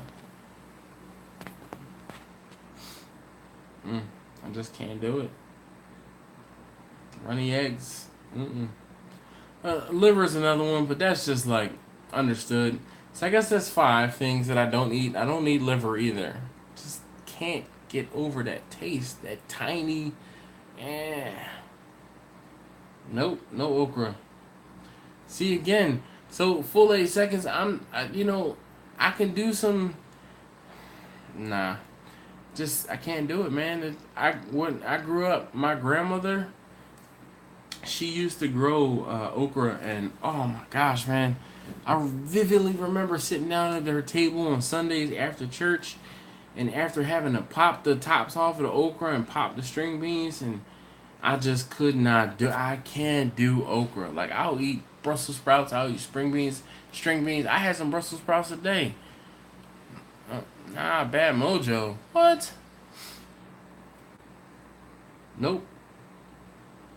He says you can't eat a dippy egg. No, I cannot. What do I put my toast in? Jelly or butter. Hell, peanut butter if I'm on a for stretching. So Bastard Strop says not eating rare steak. Bad mojo. What's wrong with eating a rare steak? Alright, so at least Eric, you and I agree. What? My friend Eric says fried or grilled liver is good. Oh my god, Eric, you have southern parents. That's why you like liver. Ugh. Pork? Yeah, I don't eat pork. Liver sucks. No go here. Yep. Cold liver sandwiches? Yum. Okra is way above liver. Let's not get crazy here. Look, Eric Smith is like, how's the business doing? Business is good, man. It ebbs and flows. There's some weekends that I'm like busier than the day is long, and there are other weekends where I'm like I'm chilling. Like this weekend coming up, I have 2 whole briskets and 1 leg of lamb to deliver to PG County, and that's all I'm doing this weekend. So yeah, you naming all the foods I don't eat. Yep. Oh my God, sunny side up eggs. Oh yes. Kirk says okra is like a tube of snot. None for him or me. Hey Dash, I'm a picky eater, but looking at me, you couldn't tell. Super Duke, I understand, cause when you like stuff that's fatty and bad for you, and you eat a lot of it. Django, you eat meatloaf, don't lie. What? Bastard Strops, man. That's why you use leather so much. You know the strop is leather. Because you only eat leather. Man, I used to eat my steaks medium well. And then I started going back just a little bit to medium. And now I'm down to medium rare. Like, man. You cook a steak past medium for me and I'm hating life. Georgia is in his blood. Liver is catfish bait. I shoot myself before I eat liver. Shoot. Don't you play with knives anyway? Liver is the last thing on my things to eat. Oh. Liver is not on my things to eat ever list. I love rare steak, but a hamburger has to have no pink in it. But you know why? See, that's your brain talking to you. The whole thing is because of the fact, and this is one of those things, and I justify eating a medium well burger over eating a medium steak, or as the same is when you have ground meat, all of those meats are on the outside. When you have a steak, the only thing you actually have to cook is the outside of the steak to kill off any germs. So that's the same thing with a burger. You're cooking the inside of the burger to ensure that all of those germs and things like that could get you sick are actually cooked and killed. So, it's a mental thing. Damn, how many Erics in this chat? At least 3. So, there's Eric Moreno. There's Eric... Hold on. Eric Smith. My friend Eric, who is Dark Mufasa. So, there's 3 of you. Eric's a pretty common name. Liver and catfish. Catfish is good, too. Now, I'll mess with some catfish. Nah, man. 2-for-1 combo. Do I plan on opening a restaurant? Not in the, oh my gosh, this is another thing I don't eat. Gizzards. Oh, I'm cool. Those things are in a little pack that's conveniently labeled to go in the trash for a reason. Do I plan on opening a restaurant? I would love to open a restaurant. There are a lot of hurdles I'd have to jump through in order to make that happen. And it's just not on my... like things to do in the next 5 years list. But if something falls into my lap, sure. Oh, I've smoked meatloaf for Django before, and he has liked it. It was not okay. You liked it. Not cooking okra right. Yeah, all right. I'm telling you, you know what's so funny? When people say, oh, you'll like my stuffing. Same thing with okra. I don't like okra. Snot wasn't the word I was going to use, but shoot, it is snot. It's slime. Alright. Now, Craig from Bastard Strops says guns, knives, and all things that go boom. Alright. Gotta have that medium rare burger. That's like a VR swap. Come on, Johnny. Don't go there. Don't start talking bad about my Volkswagens, man. What's my barbecue style? Eric Smith says. I'm more akin my style to Texas barbecue. I had Texas barbecue, and that's what got me into liking barbecue. So I akin it more to Texas barbecue than like Kansas City barbecue, or it's definitely not North Carolina barbecue. That's for damn sure. I worked in the grocery store a long time ago, and I knew what they ground up to make hamburger, whatever they had left, plus the stuff they scrapped all off the floor. Oh my gosh! If you open a restaurant, can you make sides? Yeah, I can make. Oh, can you, Django, make sides? I don't know. Mm. So yes, I do actually eat barbecue besides my own, begrudgingly. I actually had barbecue from somewhere earlier this week, and I was like, meh, it's alright. I'm trying to think where it was. Where was I? Correct. I don't remember. I try not to have barbecue from other places because I'm so easily disappointed because it does not. Oh, I went to. I had burnt ends. And. Oh! So, any of you guys in the Kansas City, not Kansas City, any, is it Kansas City? Yeah, it's Kansas City area, are familiar with Oklahoma Joe's? Well, Oklahoma Joe's opened up a couple franchises around the country. So the partners, or the 2 or 3 partners from Oklahoma Joe's, decided they were going to franchise, and they opened up a Oklahoma Joe's in Vienna, which is, I think it's Vienna. It's in Northern Virginia. But then they since changed the name from Oklahoma Joe's to District Barbecue. Nah, Dave, you rock. But they changed the name from to District Barbecue. I would love to have pit and you know, like a barbecue pit as well as a pub. But yeah. Anyway,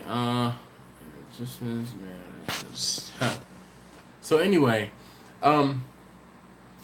I had District Barbecue. I went to District Barbecue when I dropped my wife off at the airport in Northern Virginia at Dulles. On my way out of Northern Virginia, I stopped at this barbecue spot, and I was slightly disappointed. The burnt ends, they had burnt ends there, and the burnt ends are just dried out, like to the point where I have to drown it in sauce to make it edible. Now, I got a sandwich. The sandwich I got was called the District Q or District Z, I think. And it was sliced brisket with some onion rings and some coleslaw. That was pretty decent. But on Texas toast. That was pretty decent. But I was disappointed. Like, usually now I've been out there a couple times because that's like one of the better barbecue restaurants in the, I won't say in the area, but at least in Northern Virginia. So if I'm ever down there, out there, I make it a point to stop. And I've had some, brisket, like just straight brisket. And I was like, okay, this actually isn't that bad. And I've had some from there, and I'm just like, why the hell did I order this? So yes, it happens. Q barbecue, Texas barbecue inspire you. So does that mean Texas had the best barbecue in my opinion? So, all right. I'm gonna leave that next best thing to the FAQ. There is a FAQ video coming up on how I got my start in barbecue, and I talk about how I went down to Austin and had brisket for the first time, and it changed my life. It did. All right, Eric Smith. Oh. Travis says Mission Barbecue is the best in his humble opinion there. Yeah. Just don't order the brisket. That's all I got to say about that. Yeah, sorry. North Carolina has the best barbecue. If you like pork, at least. So here's the thing. North Carolina barbecue is pulled pork. That's not barbecue. That's pulled pork. Barbecue is all encompassing. And I'm sorry that we're not. When I get my hand too close, it just throws off the focus. Barbecue is all encompassing. Barbecue means brisket, ribs, chicken, pulled pork, other smoked meats, not just one. North Carolina, you a one-trick pony. Nah, I don't get down with that. I have not been to Franklin's Barbecue, and I talked about that in the FAQ about how I got my start. Actually, the video on how I got my start, that one's coming up on Friday, I think. I think so. Yeah, that one's coming up on Friday, maybe.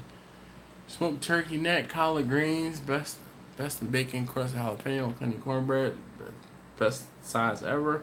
I'll take your Super Johnny's, Fruities, man, pretty damn good. Andre, I like the brisket. Oh, it's because you haven't had my brisket like hot off the smoker recently. That's why you like their brisket.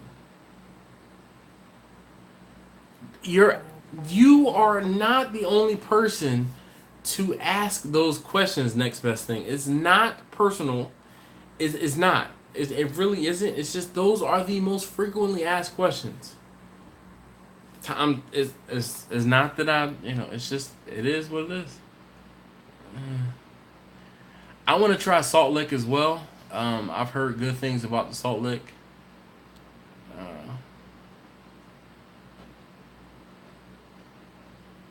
I called out Kansas City. Yeah. I didn't call out Kansas City. So Kirk says, chaps the Raven sandwich, nom nom nom nom nom. I tell you, Bob and I are on first name basis, so it's not that I won't come to Tampa. I just can't get down to Tampa. Just bring your own beer. Yeah, well, that helps. That's for damn sure. Salt Lick is good. He said he grew up on it, but it's not great. Super Johnny, oysters get the ladies ready. Talk about full circle. I want to try Big Lee's barbecue. Where is Big Lee? There's another Eric here. We got Eric Morales. We got Eric Smith. Eric it was Agton, and then my buddy Eric, who was Dark Mufasa. Man, yeah, Johnny, you're right. Kind of right. Yeah, Salt Lick is overrated. Okay. Hey, I've never had Salt Lick, so I cannot judge Eric's rule. Oh my gosh, and there's another Eric. Eric's Barbecue and More. What is Salt Lick? Salt Lick is actually a thing that horses lick that is made from salt. But the Salt Lick that they are referring to is a restaurant in Round Rock, Texas. Yeah. Eric, my friend Eric, is special because he's ERIK. Special.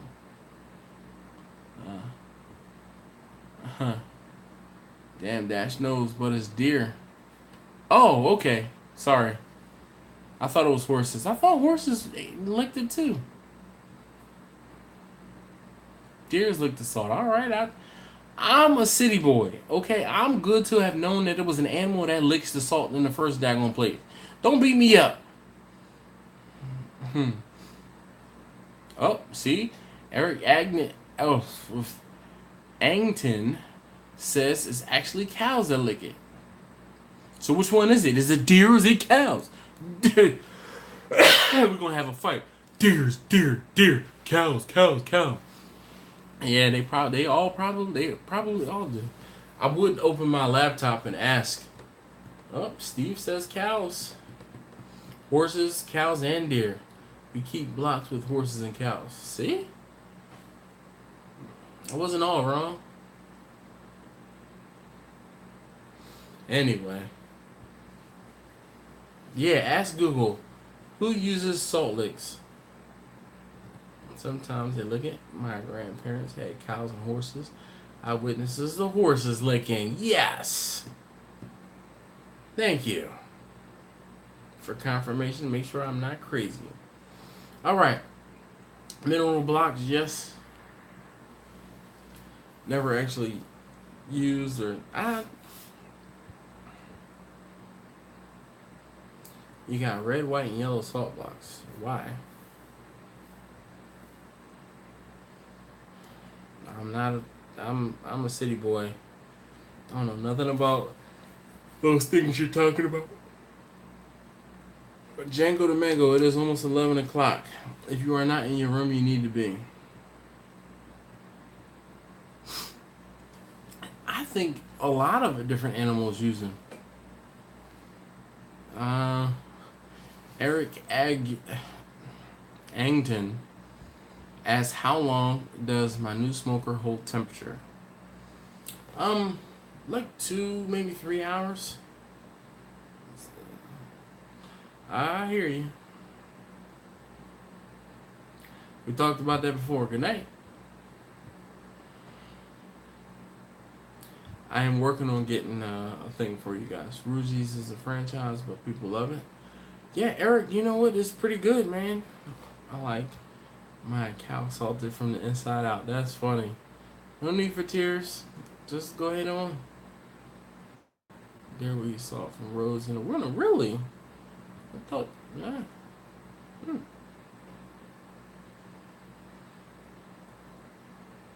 The cows lick it too. It's meant for the cows, but the horses lick it as well. Perfect, Rob, you know. Like I said, I don't know much. Rudy's breakfast tacos. Man. Last time I was in Texas, we went to Del Taco for breakfast tacos, and they were pretty daggone good. Beef tacos, bean tacos. Man. Pretty sure the live stream has just gone off the rails. It does what it does. We stay on track for a while. You know, it's funny. I was talking about how I've answered a lot of these FAQs or the FAQs in the live stream. But, you know, I'm like, some of you guys just missed the live streams, blah, blah, blah. And then someone responded. He said, you know, the live stream is not really like a Q&A. He's like, it's more like you sitting around drinking with your buddies. And I was like, you know what? You're absolutely correct. So, people fighting over which animals lick salt blocks.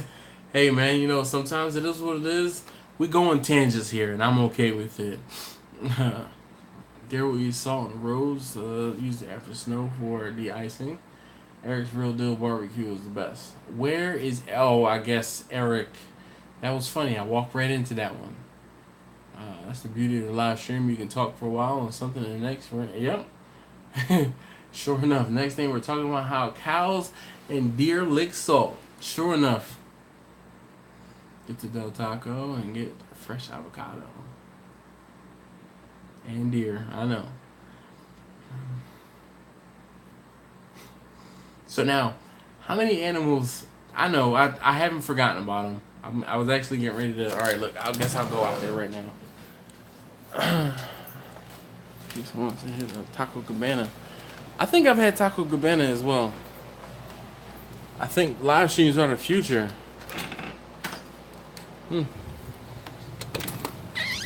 I believe the children are the future. Okay, my temperature is right over 300 degrees. So I'm going to choke off the inlet a little bit. And I need the light from the phone. Whoa. Alright, I'm going to choke that off a little bit too. Okay, it's a meme, he says. Let's see. Scott, yep. Anyway. Alright, there are the... Oh, let's see if I can get some light.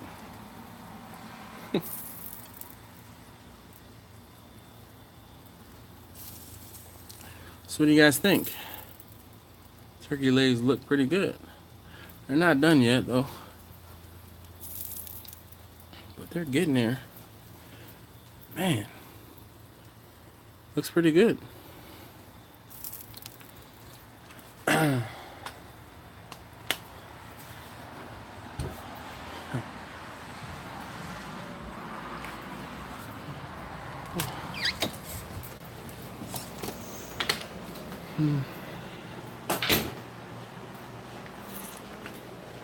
Alright, so I'm getting a thermometer so I can put it out there.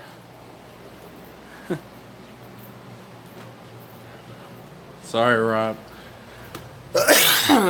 Sorry. Right now I gotta figure out where I can put you guys down at while I get the probe set up.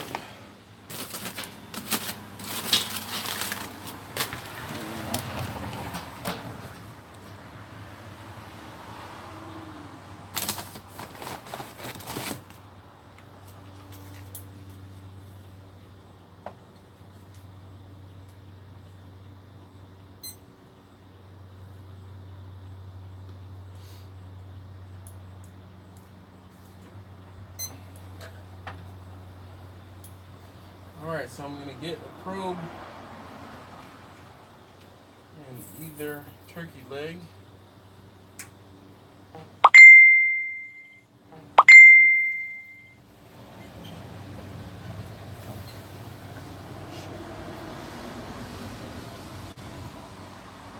Alright. Okay. Look like those turkey legs are not gonna be much longer. One of them I'm showing 144, and the other one I'm showing 90. Oh shoot, 156 and 127. Oh, Jamal Jackson says, let's see here. All right, I gotta get settled in again. Let's see. Ouch. Mute. For an hour. Okay.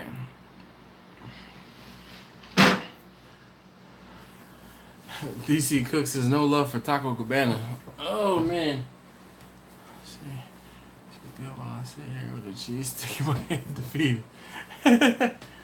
Eric, man, if you want to come get a turkey leg, you're more than welcome. But can you get Bessie hot enough to cook burgers and steaks on like you would a charcoal grill? Yes, you can. Bessie will definitely roll with the best of them. You can cook pizza in that oven. I mean, in the in that smoker. Fully. All right. I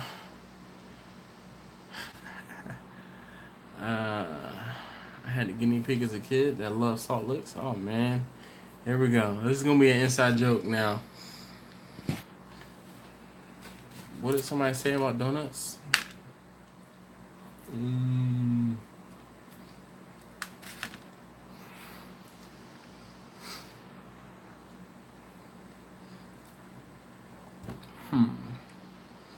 Jamel Jackson says, what kind of temp probes do I use?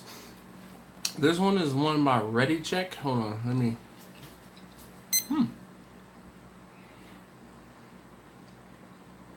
Funny. The one turkey leg is at 169. I gotta go get that one. The other one is at 158. So, give me a second. I'm gonna program this.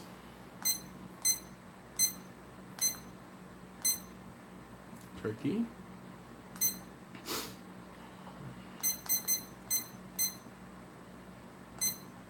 Yep. I gotta go back out to the egg and get this. So let's see here.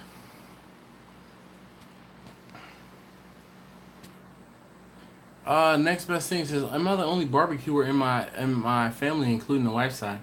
I guess I am.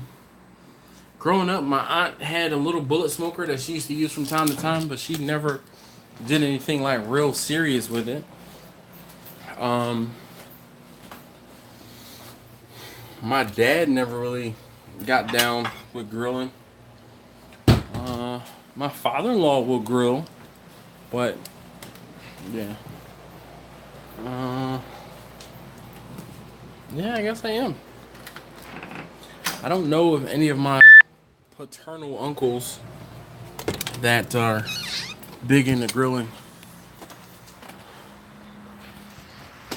I got donuts from Krispy Kreme, Django, if you must know. I went to a meet tonight really quickly. I knew what that was. Alright, I gotta put you guys down again.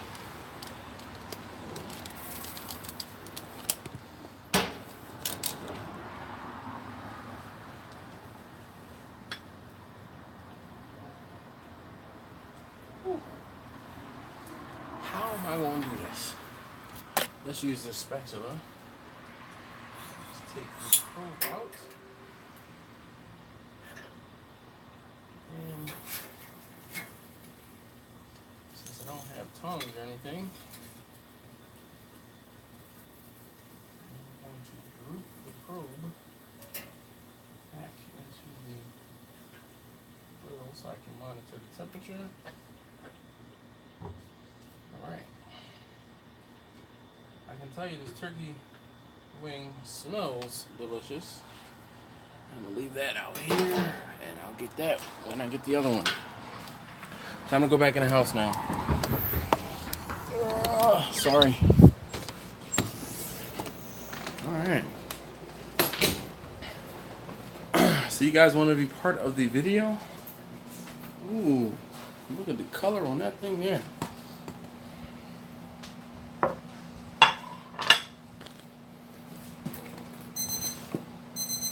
Hold on.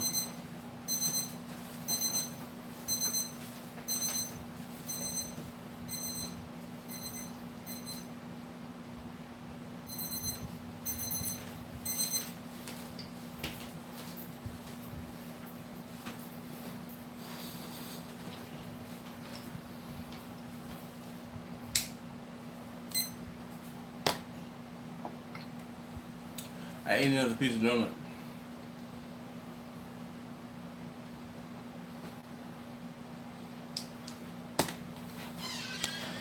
Yep. My oldest son is coming down the stairs. He wants some turkey now. So, let me catch up. Hidden cabinet stash. Go to bed, Shanko. Get no donuts. Go away. You're not getting anything. Oh. Alright, so if you guys are on the live stream or were on the live stream, you know exactly what the deal is with the turkey legs. Tonight was just a crazy night. I cooked the pizza for my kids in this video. You know, you guys saw the pizza earlier. Then I ended up having to go out. I went out, hit live stream. Say what's up, live stream. Come on, can I get some comments? Say hi to yourselves. Don't you want to be in the video? And I have Django here as well. Alright. So this is what it looks like for me when you guys are on a live stream. But, nonetheless, alright. So we have DC Cooks is saying yo. Eric Moreno, family, McNish is saying hi. Alright. Craig is like hi. Rob saying what's up. That's exactly what I was going to say to myself. What's up, self? Anyway, alright, so the whole thing was, this evening was rather crazy. And I'm going to put the camera so that you guys on the live stream can see the camera in my hand. So this evening was rather crazy, and I actually forgot that I had the turkey legs ready to go to put onto the big green egg. And the other turkey leg is just about done. So, what I ended up doing was when I got back into the house, I had I went to Aldi's little market to get some salads for my kids for their lunch for the camp tomorrow. I went to Home Depot looking for air conditioner. They didn't have it. Then I went to a meet at Krispy Kreme's, which is where I got the donut from. It was just a rather busy evening. So when I sat down, started the live stream, I totally forgot that I was supposed to cook the turkey legs. But you guys know that I did actually get the turkey leg started. So I got the turkey leg started, and in about 2 hours, this turkey leg was done. Now, when I started the turkey leg, the temperature was a little higher than I wanted it to be, which is actually not a bad thing because the skin is a little crisp and it looks good. So I'm going to let this rest for a while. Django is, my oldest taste tester, is chomping at the bit to want to try some of this turkey leg. I don't know if he's going to have any. But nonetheless, gotta stop saying nonetheless. But I'm going to go ahead and let this one rest. The other turkey leg is almost done. I'm going to let it go for a little bit longer for the temperature. And I'll show you guys. Oh, I don't think I actually showed you guys. I was so busy trying to entertain the live stream, folks. I didn't show you guys the turkey leg. So, nonetheless, this is what goes into the production. All right, guys, you want to say something else? All right, Super Johnny says, what's up? Eric, we already got his comment. Django, you will not get any turkey. Anyway, so once the other one is done, I will actually try the turkey legs. And hopefully you guys learn something. I'll catch you guys in a bit. Snooze, Franklin, Pecan something in Dallas. Corkscrew Barbecue, Houston has blacks. Johnny, I'm trying. Texas Barbecue. I see a lot of places and only use salt and pepper, and I'm wondering how good it would be compared to adding more ingredients. So that's one of those things that it it is Texas barbecue, because of the fact that they use just salt and pepper for the most part. It is something that you kind of have to grow up on. It's like beer. If you grow up on a specific kind or type of beer, that's going to be the beer preference that you have. And yeah, I'm hot because it was hot outside by the grill. Let's use one of my stolen Fogo napkins from Father's Day. Oh, only bad thing about being bald-headed, you sweat way more. Yes, I'm drinking Shine. Oh man, look at you guys. Daggone. Oh, you were talking about Pecan Lodge, the actual place. I thought you were talking about Lodge Cast Iron. How's your trailer holding up? Just fine. You know what, Caden? So, Caden is, you still in high school, Caden? Caden built the trailer, and he found my videos when he was doing some research on building a trailer for his, I don't know, can't remember. I don't think it was like 4-H, but he found my videos when I was talking about building the trailer. That trailer's holding up just fine. You know what's funny? I actually thought about it the other day when I put it into, for his agricultural class. But I thought about doing a update on that trailer because it's been about a year since I finished that trailer. Excuse me.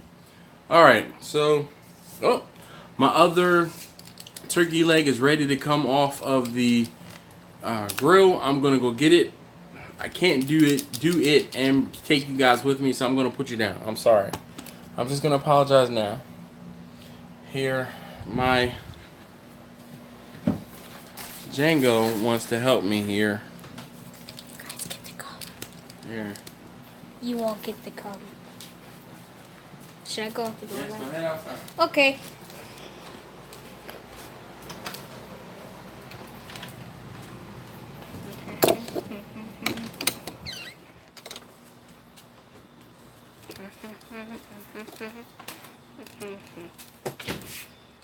I'm looking at you now. You can press the button for it to Yeah, the one on the bottom left. He's a little busy.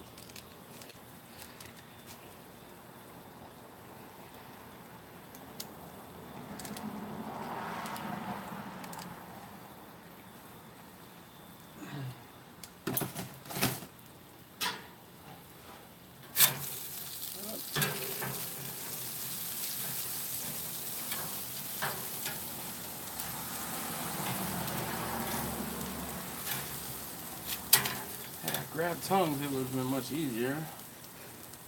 But just because you can do it the easy way doesn't mean that you should do it that way. Alright, now I'm going to get the grill closed off. Got the bottom closed off. And the daisy wheel closed off. And let's go head back over to the house. Yeah. Da-da-da-da-da.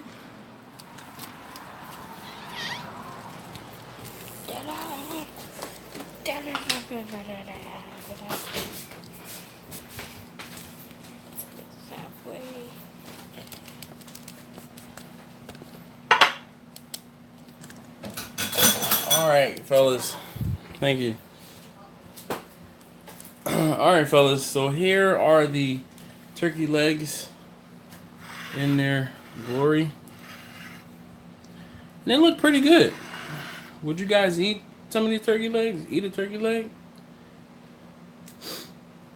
No, I have not, Kirk.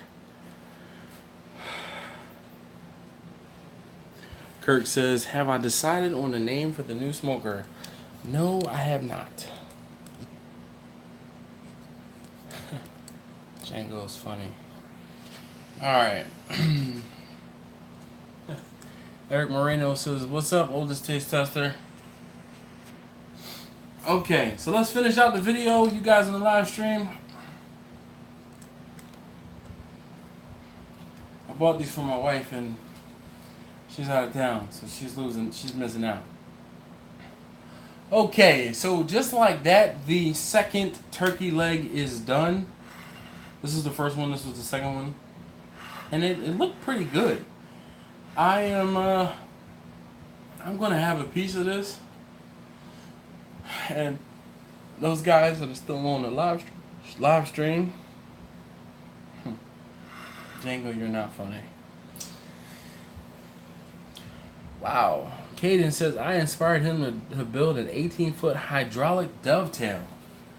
That's pretty awesome. Thanks, Caden. Yeah. Thanks, Caden. I appreciate that. Alright, so look, I'm going to take, here. Since he's down here and he wants to have something, no, come around this side. Since he's down here and wants to have some turkey, oh yeah, flip this down so you can see what you're doing. Okay. I'm going to take a piece, and I guess you guys in the live stream will probably want to see that. Alright. So let's see here. We're just going to dig in. Oh man. What's crazy is the smoke ring. So look at the smoke ring there and there, okay, for the video camera and for the live stream. So let's taste a piece of this.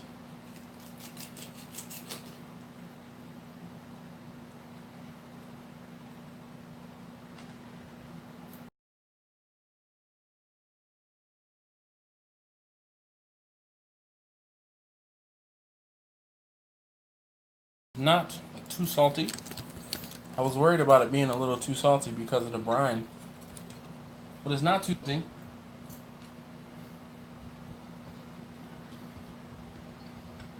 Very good. Alright. This piece here will be for the taste tester.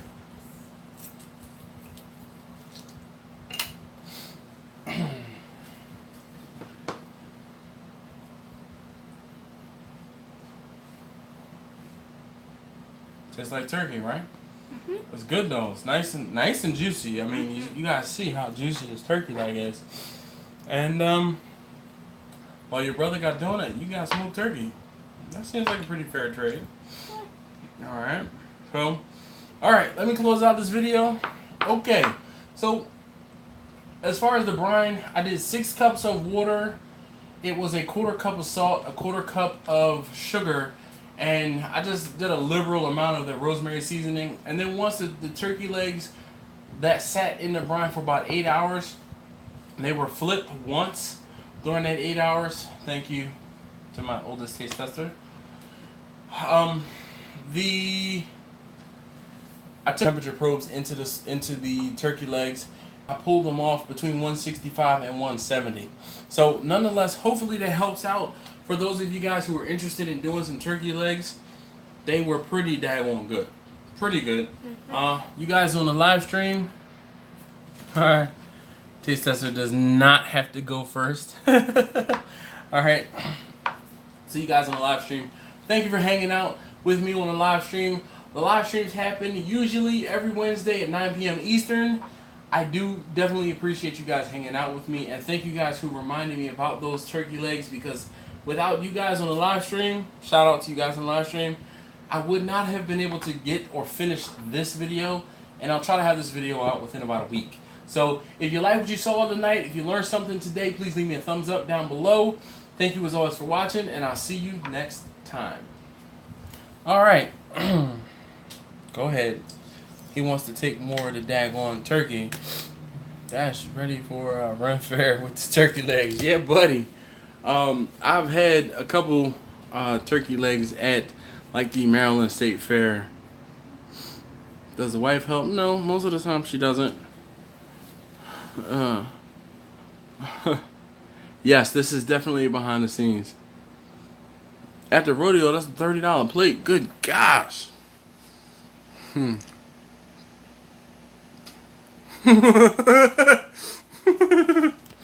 Man, they taste good, Craig. They are really good. No joke.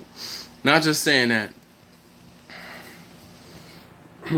So, let's put Django on the spot there. Been waiting for our smoker to cool down so you put a cover on it, and now it's raining. Well, come on, what do you think? What do you think of turkey legs? They were good. They were definitely... I thought that they were going to be a little more salty. I did too. But from the brine, they were not at all. Yeah, and definitely, I would definitely brine turkey and stuff like that before you cook it, so that you can taste the flavor all the way through the meat, because you definitely taste it all the way through the meat. And the smoke ring was nice too. Well, the reason the smoke ring was there is because the turkey, I put it into the refrigerator. I put the turkey into the refrigerator and it sat in the refrigerator for a few hours. So then when I put it out on the smoker, the Maillard reaction, because of the heat from the outside warming up the turkey on the inside, the meat, that's what creates that smoke ring. So that's why you have that smoke ring.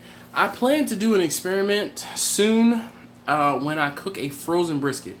I'm going to cook a brisket from frozen to show you guys just how deep the smoke ring is on it, just to prove a point that the colder your brisket goes into your smoker, the thicker the smoke ring will be. So with that, gentlemen and lady maybe or two, yeah, I tried the Cosmos Q's rub. I haven't tried the Cosmos Q's rub on any of my barbecue, but we like the Cosmos Q rub on burgers. We have it on chicken. We have it on salmon.